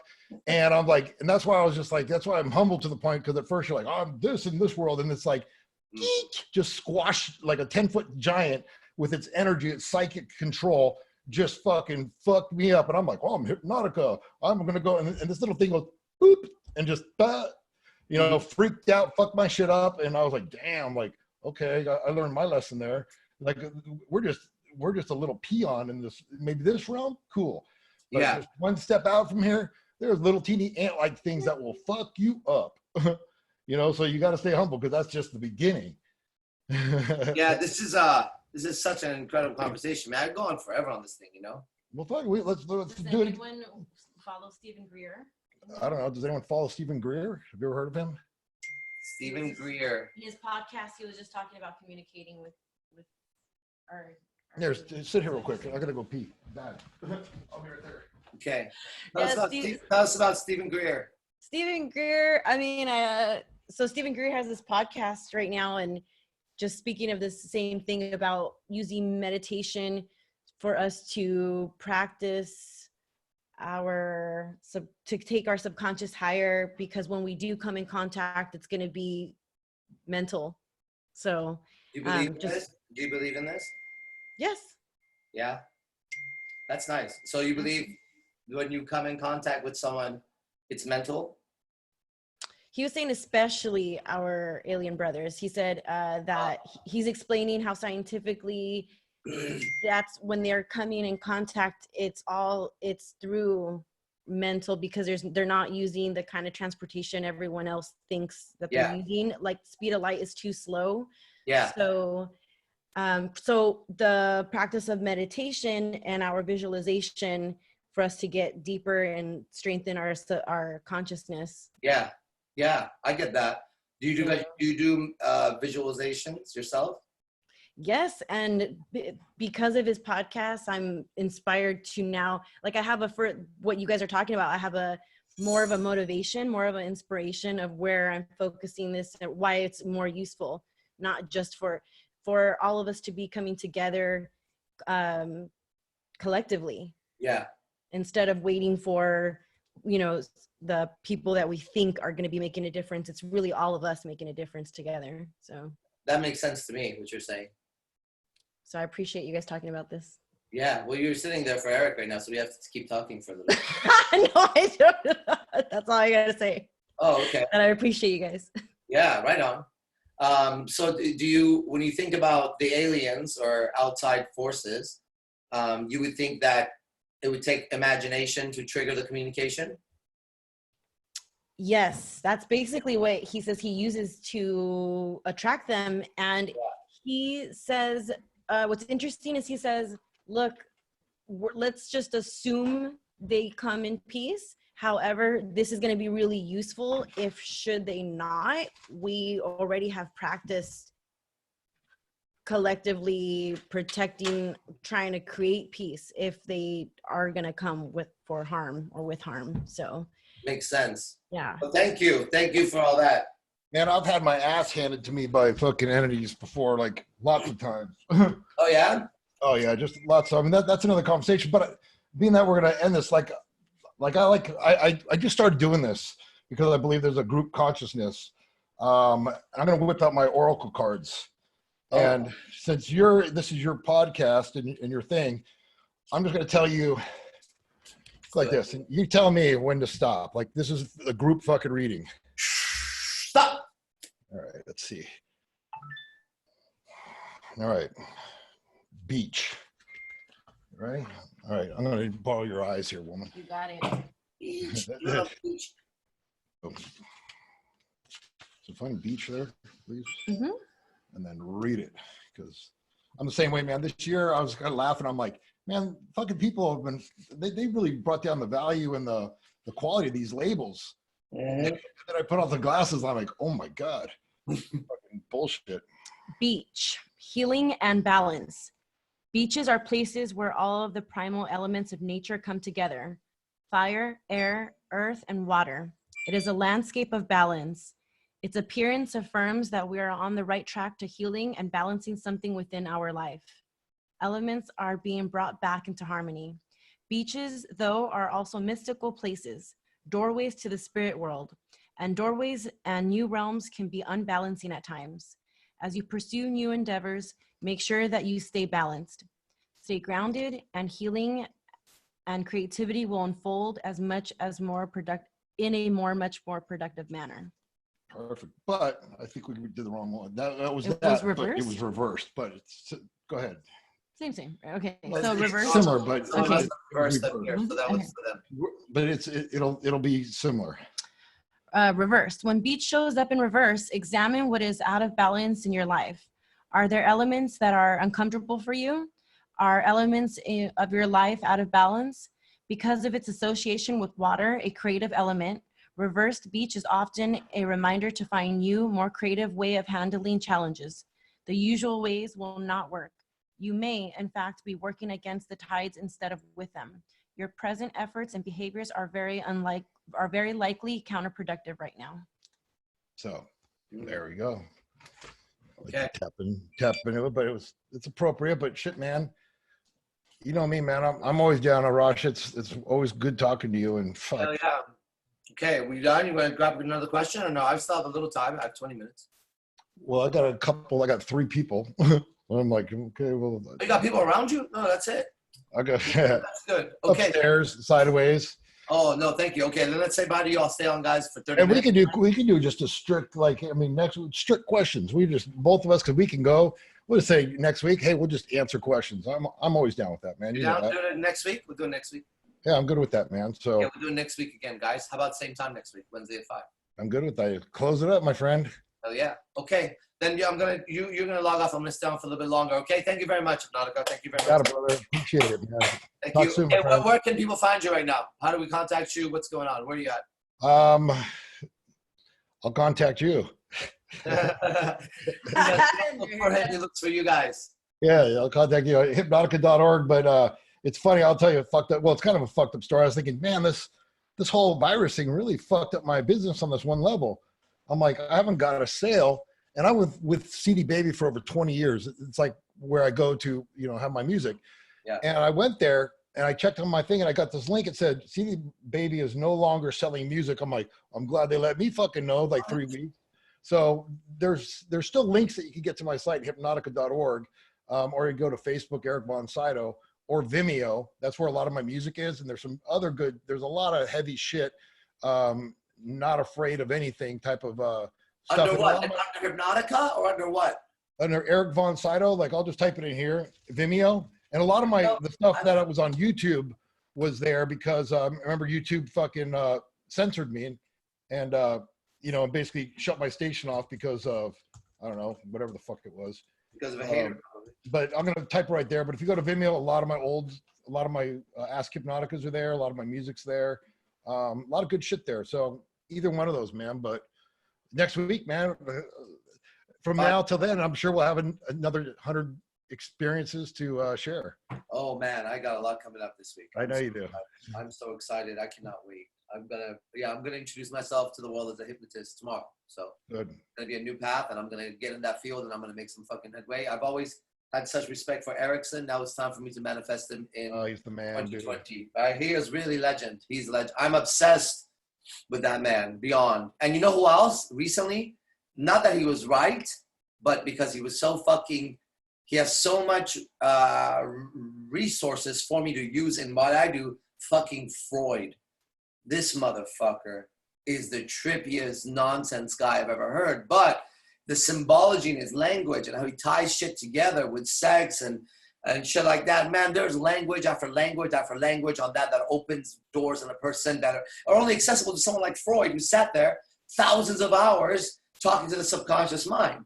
So when you guys read shit like that, at least my perspective is, I'm listening to a man who spent hours speaking to people's unconscious mind, and he came up with these ideas.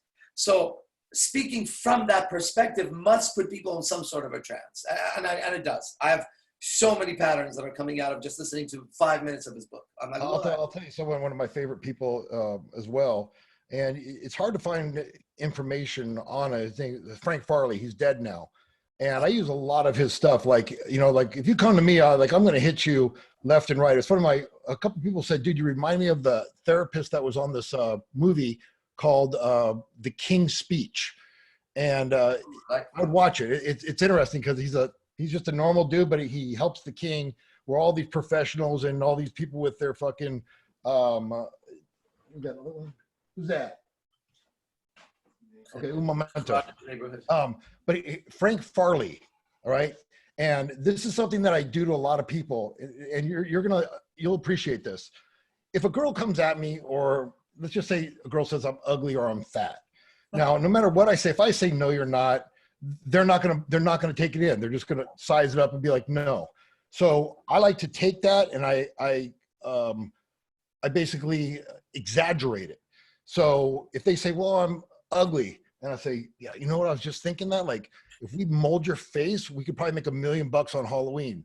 And then all of a sudden they're like, well, I'm not that ugly. Yeah. And that's the point, because if you have a person that doesn't have self-esteem and you take it in the extreme level, and then they start validating and they have to start defending themselves, that's where you start the validation from there. Now they're validating themselves, because before they didn't validate themselves. Yeah. So you start from there. If they say, I'm fat, and I say, you know what, that's why, you mind if we go to a lawyer? And they're like, why? I go, because I need you to put me in your will, because you know what? Human fat on the black market is like $1,000 a pound. I'm like, dude, I could be a millionaire if you just hook me up. And they're like, I'm not that fat. And that's where you go from. Yeah. He's worth studying, man. It's one of the favorite things, because you get to really have fun with people, and therapy is enjoyable. The guy goes to the therapist and says, therapist is a very bad word for this. Goes to the change worker and says, listen, I'm going to kill myself, and you're the last person I'm talking to. I'm going to walk out of here and kill myself. The change worker opens the drawer, takes out a gun, puts a bullet in it, cocks it, faces the guy, goes, hey, what the fuck? What the fuck? He goes, I'm going to kill you because I'm done with my life too, and you're the last goddamn patient I want to goddamn see, and I don't want to end my life like this. You're not going to rob me of this. And the guy's like, put that shit away. You put that shit away, right? And then he goes, I'm going to shoot you right now. So he laughs, put it away, put it away. You want to live? Yeah, you crazy. Okay, thank you very much. He walks out. It's like you join their reality and you fuck it up. Like Frank Farley was real, he had this one story, and Richard Bandler stole it because it was a good story, but he'd go into these psych wards. And all these people said they were Jesus and shit, you know, like he always had those ones. And so he'd go on with these big ass fucking like big old boards, and he'd go in the room, he'd measure their arms, and he'd start hammering with these big fucking nails. And they're like, well, what are you doing? He goes, well, you're Jesus, right? And he's like, yeah. And he goes, well, you know what comes next? You know, we're going to fucking crucify you. Yeah, you know? Tomorrow. Or he would put him to work for free because he's a carpenter. Oh, yeah. So he's worth studying, man. Highly recommend you study him. He's a fucking badass. So what's his name again? Frank Farley. Yeah. You know, and with the way you study and the way I study, like I look at his stuff now, at first I was mind blown, but now when I look at it, it's, he's slower than we would both be. Oh, yeah. But you add that to the list, man, like, dude, it makes everything even more fun than it already is.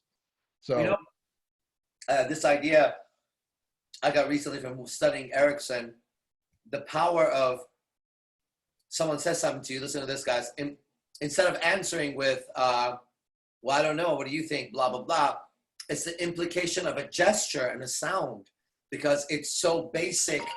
It's so basic in regards to, baby, I'm teaching, what's up? Okay, I'm on my way. Okay, see you soon. I'm teaching till you get here. Bye. And it would be something like where the girl says, what do you think? Do you think I should do that? And instead of you going, well, you know, I think if you do it this, if you don't that, you just go like this. You go, and that she gets more than, well, you know, if you, and he, because you can move so much, we got to simplify so much into tiny little, like and it's hitting, we don't even see it, it's invisible to us. But things like where you just disapprove of, you know, you just, like when you're in set, let's say we're talking about pickup, where the dude's being stupid, you just look at it and you slightly roll your eyes and shrug your shoulders, like, what are we gonna do about that guy, right? That's way more powerful than handling him and telling him this and being like, hey bro, you're really bothering us, you know? You just look at her and you roll your eyes and go, oh, you know, there it is, it's one of those crazy people, right? You don't have to say a word. So I've been working with, taking a look at how can we bring this to a smaller amount of words, but still the impact must remain. That's what we can't lose impact with the weapon, right? It's got to stay 8 caliber all the way through, whatever it is. And at the same time, can we get down to the simplest gesture and sound to communicate that? Because we should be able to theoretically walk into a room, ask where the bathroom is, walk to the back and walk back, and turn around and know the 2-3 girls that are ready to come with us. Because of the way we moved it, it should signal everything. Do you get what I'm saying? There's a primal knowingness here. Language is secondary communication, because way back in the day, we didn't use language. It was psychic. Right. So that came from it. So it's there. It's just a matter of, can you tap into it? You know? All right, Virash, man. I'm looking forward to next week. It's always a pleasure. Thank you. Peace. All right, we'll continue a little bit longer.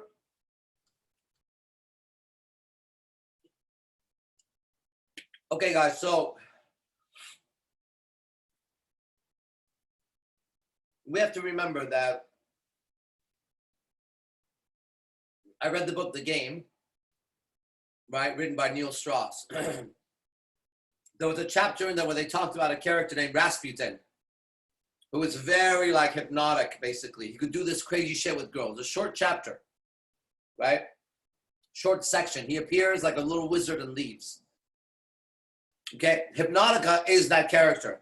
Rasputin is Hypnotica. Okay, that's the guy in the book. And when I read that book, I was so fascinated by who that guy was, right? Who's this little wizard? Then I heard so much about him. And in the community, you know, he always kept to his own, like he's his own fucking guru kind of a thing. Like he doesn't mix with anybody, right? And it's so cool, right? That you and I can read a book, like literally go buy a book and read about a person that was so fascinating to be worthy to be in a book, to be inspired and say, I wonder what it's like to be able to do that, and to have that person today tell you, you get it. Yeah, I do. But that is the story of everyone, because it's a mind transmission. That doesn't matter what you look like. That's the power of it. It didn't matter if I was black, white, orange, Mexican, purple, if I had $300 and $200, right? I had to absorb the information. The knowledge was the power, not my skin color, not the money in the bank, not who my mom and dad were, not how big my nose was. Nobody gave a fuck. What mattered was, how well can I understand somebody else's idea and then apply that shit? And that's all it is. And it's been nothing else ever. Then that application gets so good, and talk about coincidences and synchronicities. How could it be one man picks up a book? I know it still sounds crazy to you, but it's probably crazier than we could even imagine. That I read a book, I wanted to know that guy, and that was that guy right now. Okay? And I didn't pay him for that. Okay? And I didn't invite him for next week. Okay? You got all that. That was a guy in a book. Okay? Anthony Jacquin, the guy who just graduated me from whatever, my hypnosis, that was a guy on YouTube, just like I'm a guy on YouTube to many people. Okay? But we are the coolest creature on earth because we decide who we want to evolve like. I want to be like that guy. And so I can go and use my mind to mold it to his mind. Mold my speech to his speech. Mold my posture to his posture. Mold my facial tattoo, all that. And then I become a version of him. I'm his child and he doesn't even know it. Bruce Lee is also my father. He just doesn't know it. Musashi, the swordsman from 1600, is also my dad. Because if there was no Musashi, and if I had never read his books, if I had never heard of him, I would not be who I am today. I promise you, I tried to make myself Musashi. Isn't that cool? Who's your dad? You know, we got my dad, Hassan D. Bazar. I love him to death. He's the man. He's the closest dad. But I got many fathers, and they all stand on my tradition. And I don't disrespect my father, and I don't disrespect my tradition. I've picked my father after my biological father. My mental father was my choice. I said, I want to be the son of Achilles. I want to be the son of whatever. And then I went there. Sometimes I was a good son. Sometimes I was his best son. Sometimes whatever. But when I left, I took a part of him with me the way a gene takes a part of his dad, a child half. I took his mind with me. My jiu-jitsu cannot be separated from my teacher's jiu-jitsu. It's impossible. My pickup can't be separated from mystery. Let's just say one day, because it happens to people, right? Mystery and I just go head to head and we can't stand each other and I hate him and I say he sucks and he says I suck or whatever, right? The facts of the matter is I studied his stuff. So you could never disassemble him from me, but you could detach me from him because he existed before me. So it's not a good idea to ever fight our seniors. It's a better idea to align so that I could use his power. So we never go head to head. So that scenario doesn't even exist. So I can say to you, hey, when you learn my stuff, you learn mystery method, without a doubt. Now, you may not no longer master it because I don't focus on it, but you will know mystery, you will know what that means, and you'll know you cannot take the mystery method out of my stuff. You cannot say Arash picks up women and not say mystery method. At the same time, I can say to you, there's more now. Now this is a new land that we're in, and no, they don't have that here. We have that, but we can't separate that from me. I would have never been in this new land without the mystery method. The skyscraper that's so high would never have it. The foundation, it wouldn't exist. You can't talk about the top without talking about the bottom here. There it is. There's the perfect way to say it. You know how the view looks so good from the top? Without the bottom, the top would be the bottom. It rests on the bottom. Lao Tzu is coming to my mind. He said, what's a bad man but a good man's responsibility? He said, what's a rich man besides a poor man's vision and goals? What's a poor man besides a rich man's fears? The language here, okay? He grabbed the yin and the yang. He just cut concepts like this very nicely. He said, yeah,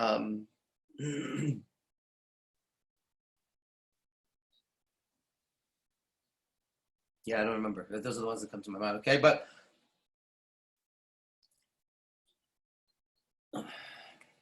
okay, anyways. So let's talk a little pickup for girlfriend gets here. And let's talk about becoming sexier. I've become very sexier to girls. And I'm aware of it. My own girlfriends are having a much more sexual reaction to me lately. I'm aware of it. There's a few things I'm doing that I recommend for everybody.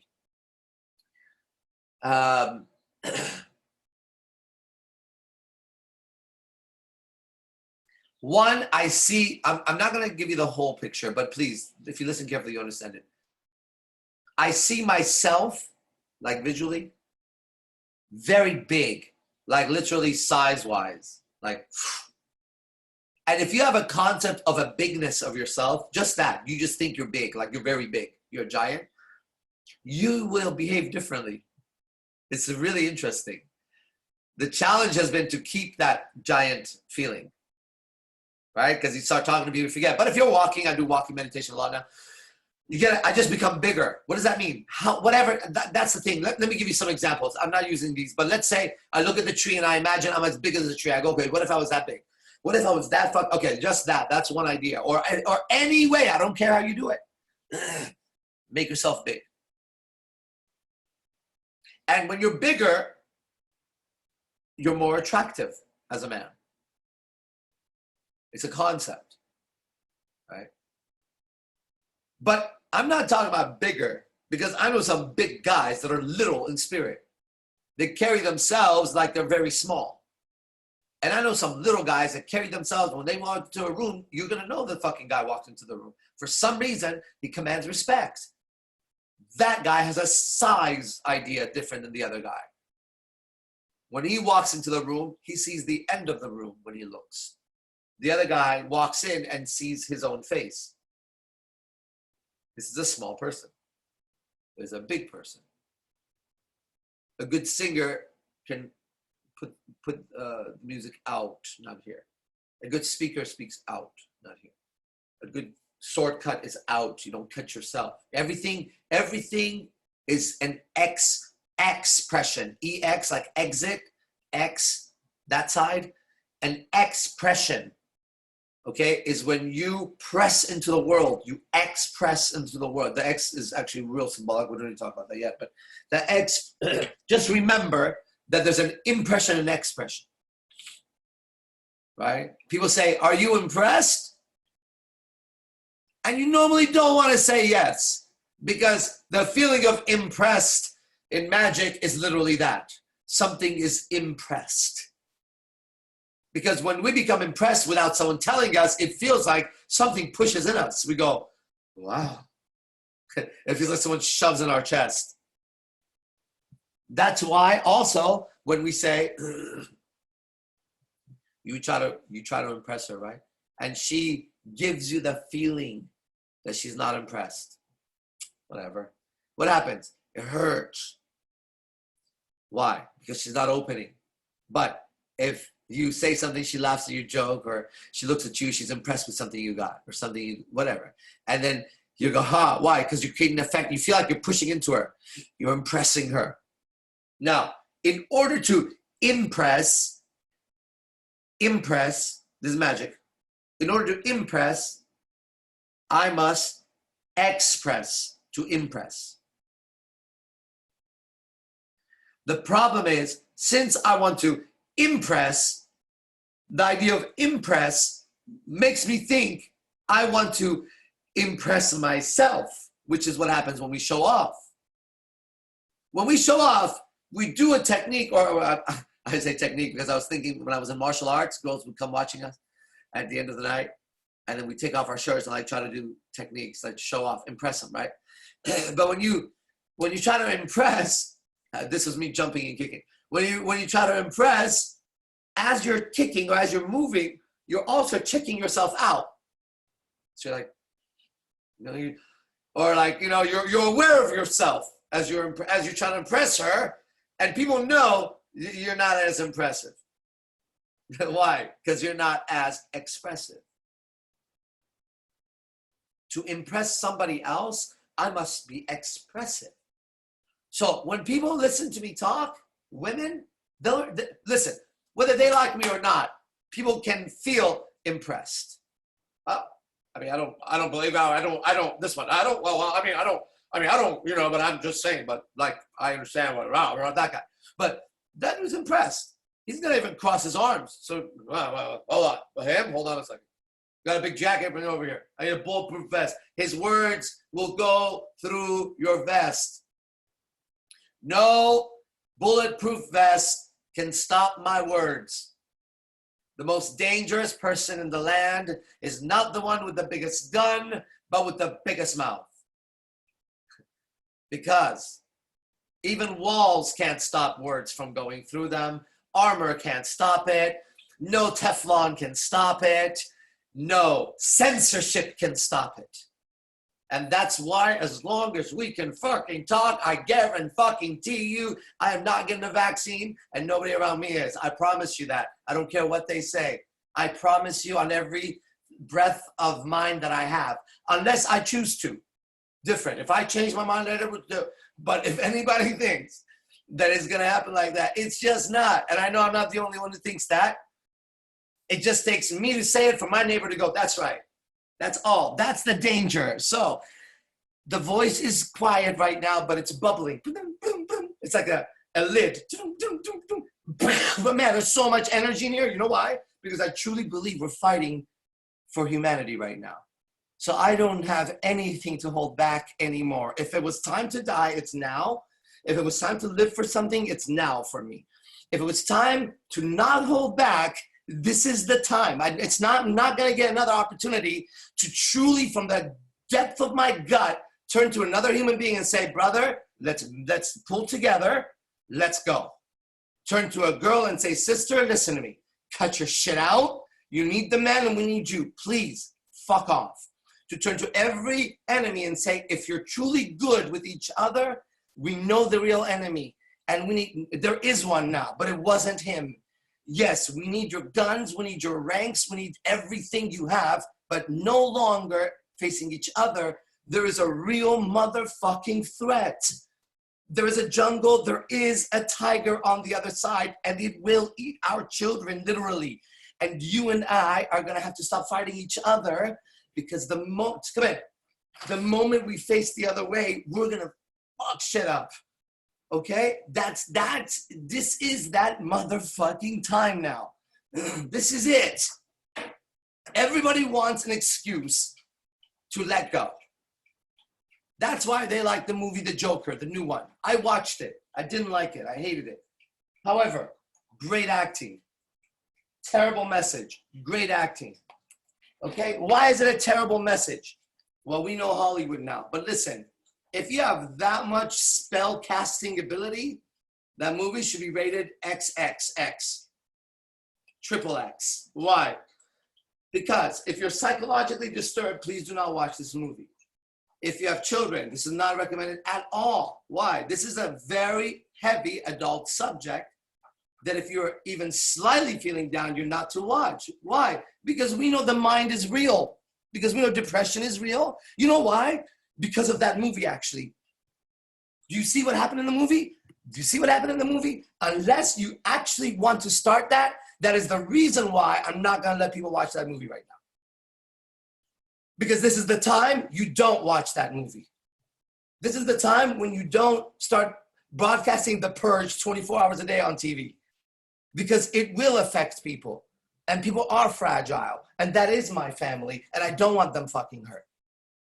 Okay? And I do have to step the fuck up and be like, that's enough. Why? Maybe I can't shoot you or punch you without getting thrown in jail, but I can definitely ward your ass to fucking death. You're going to have to fight my communication. You're going to have to deal with it. You're going to have to explain or get the fuck away from me or go to whatever. Like, enough.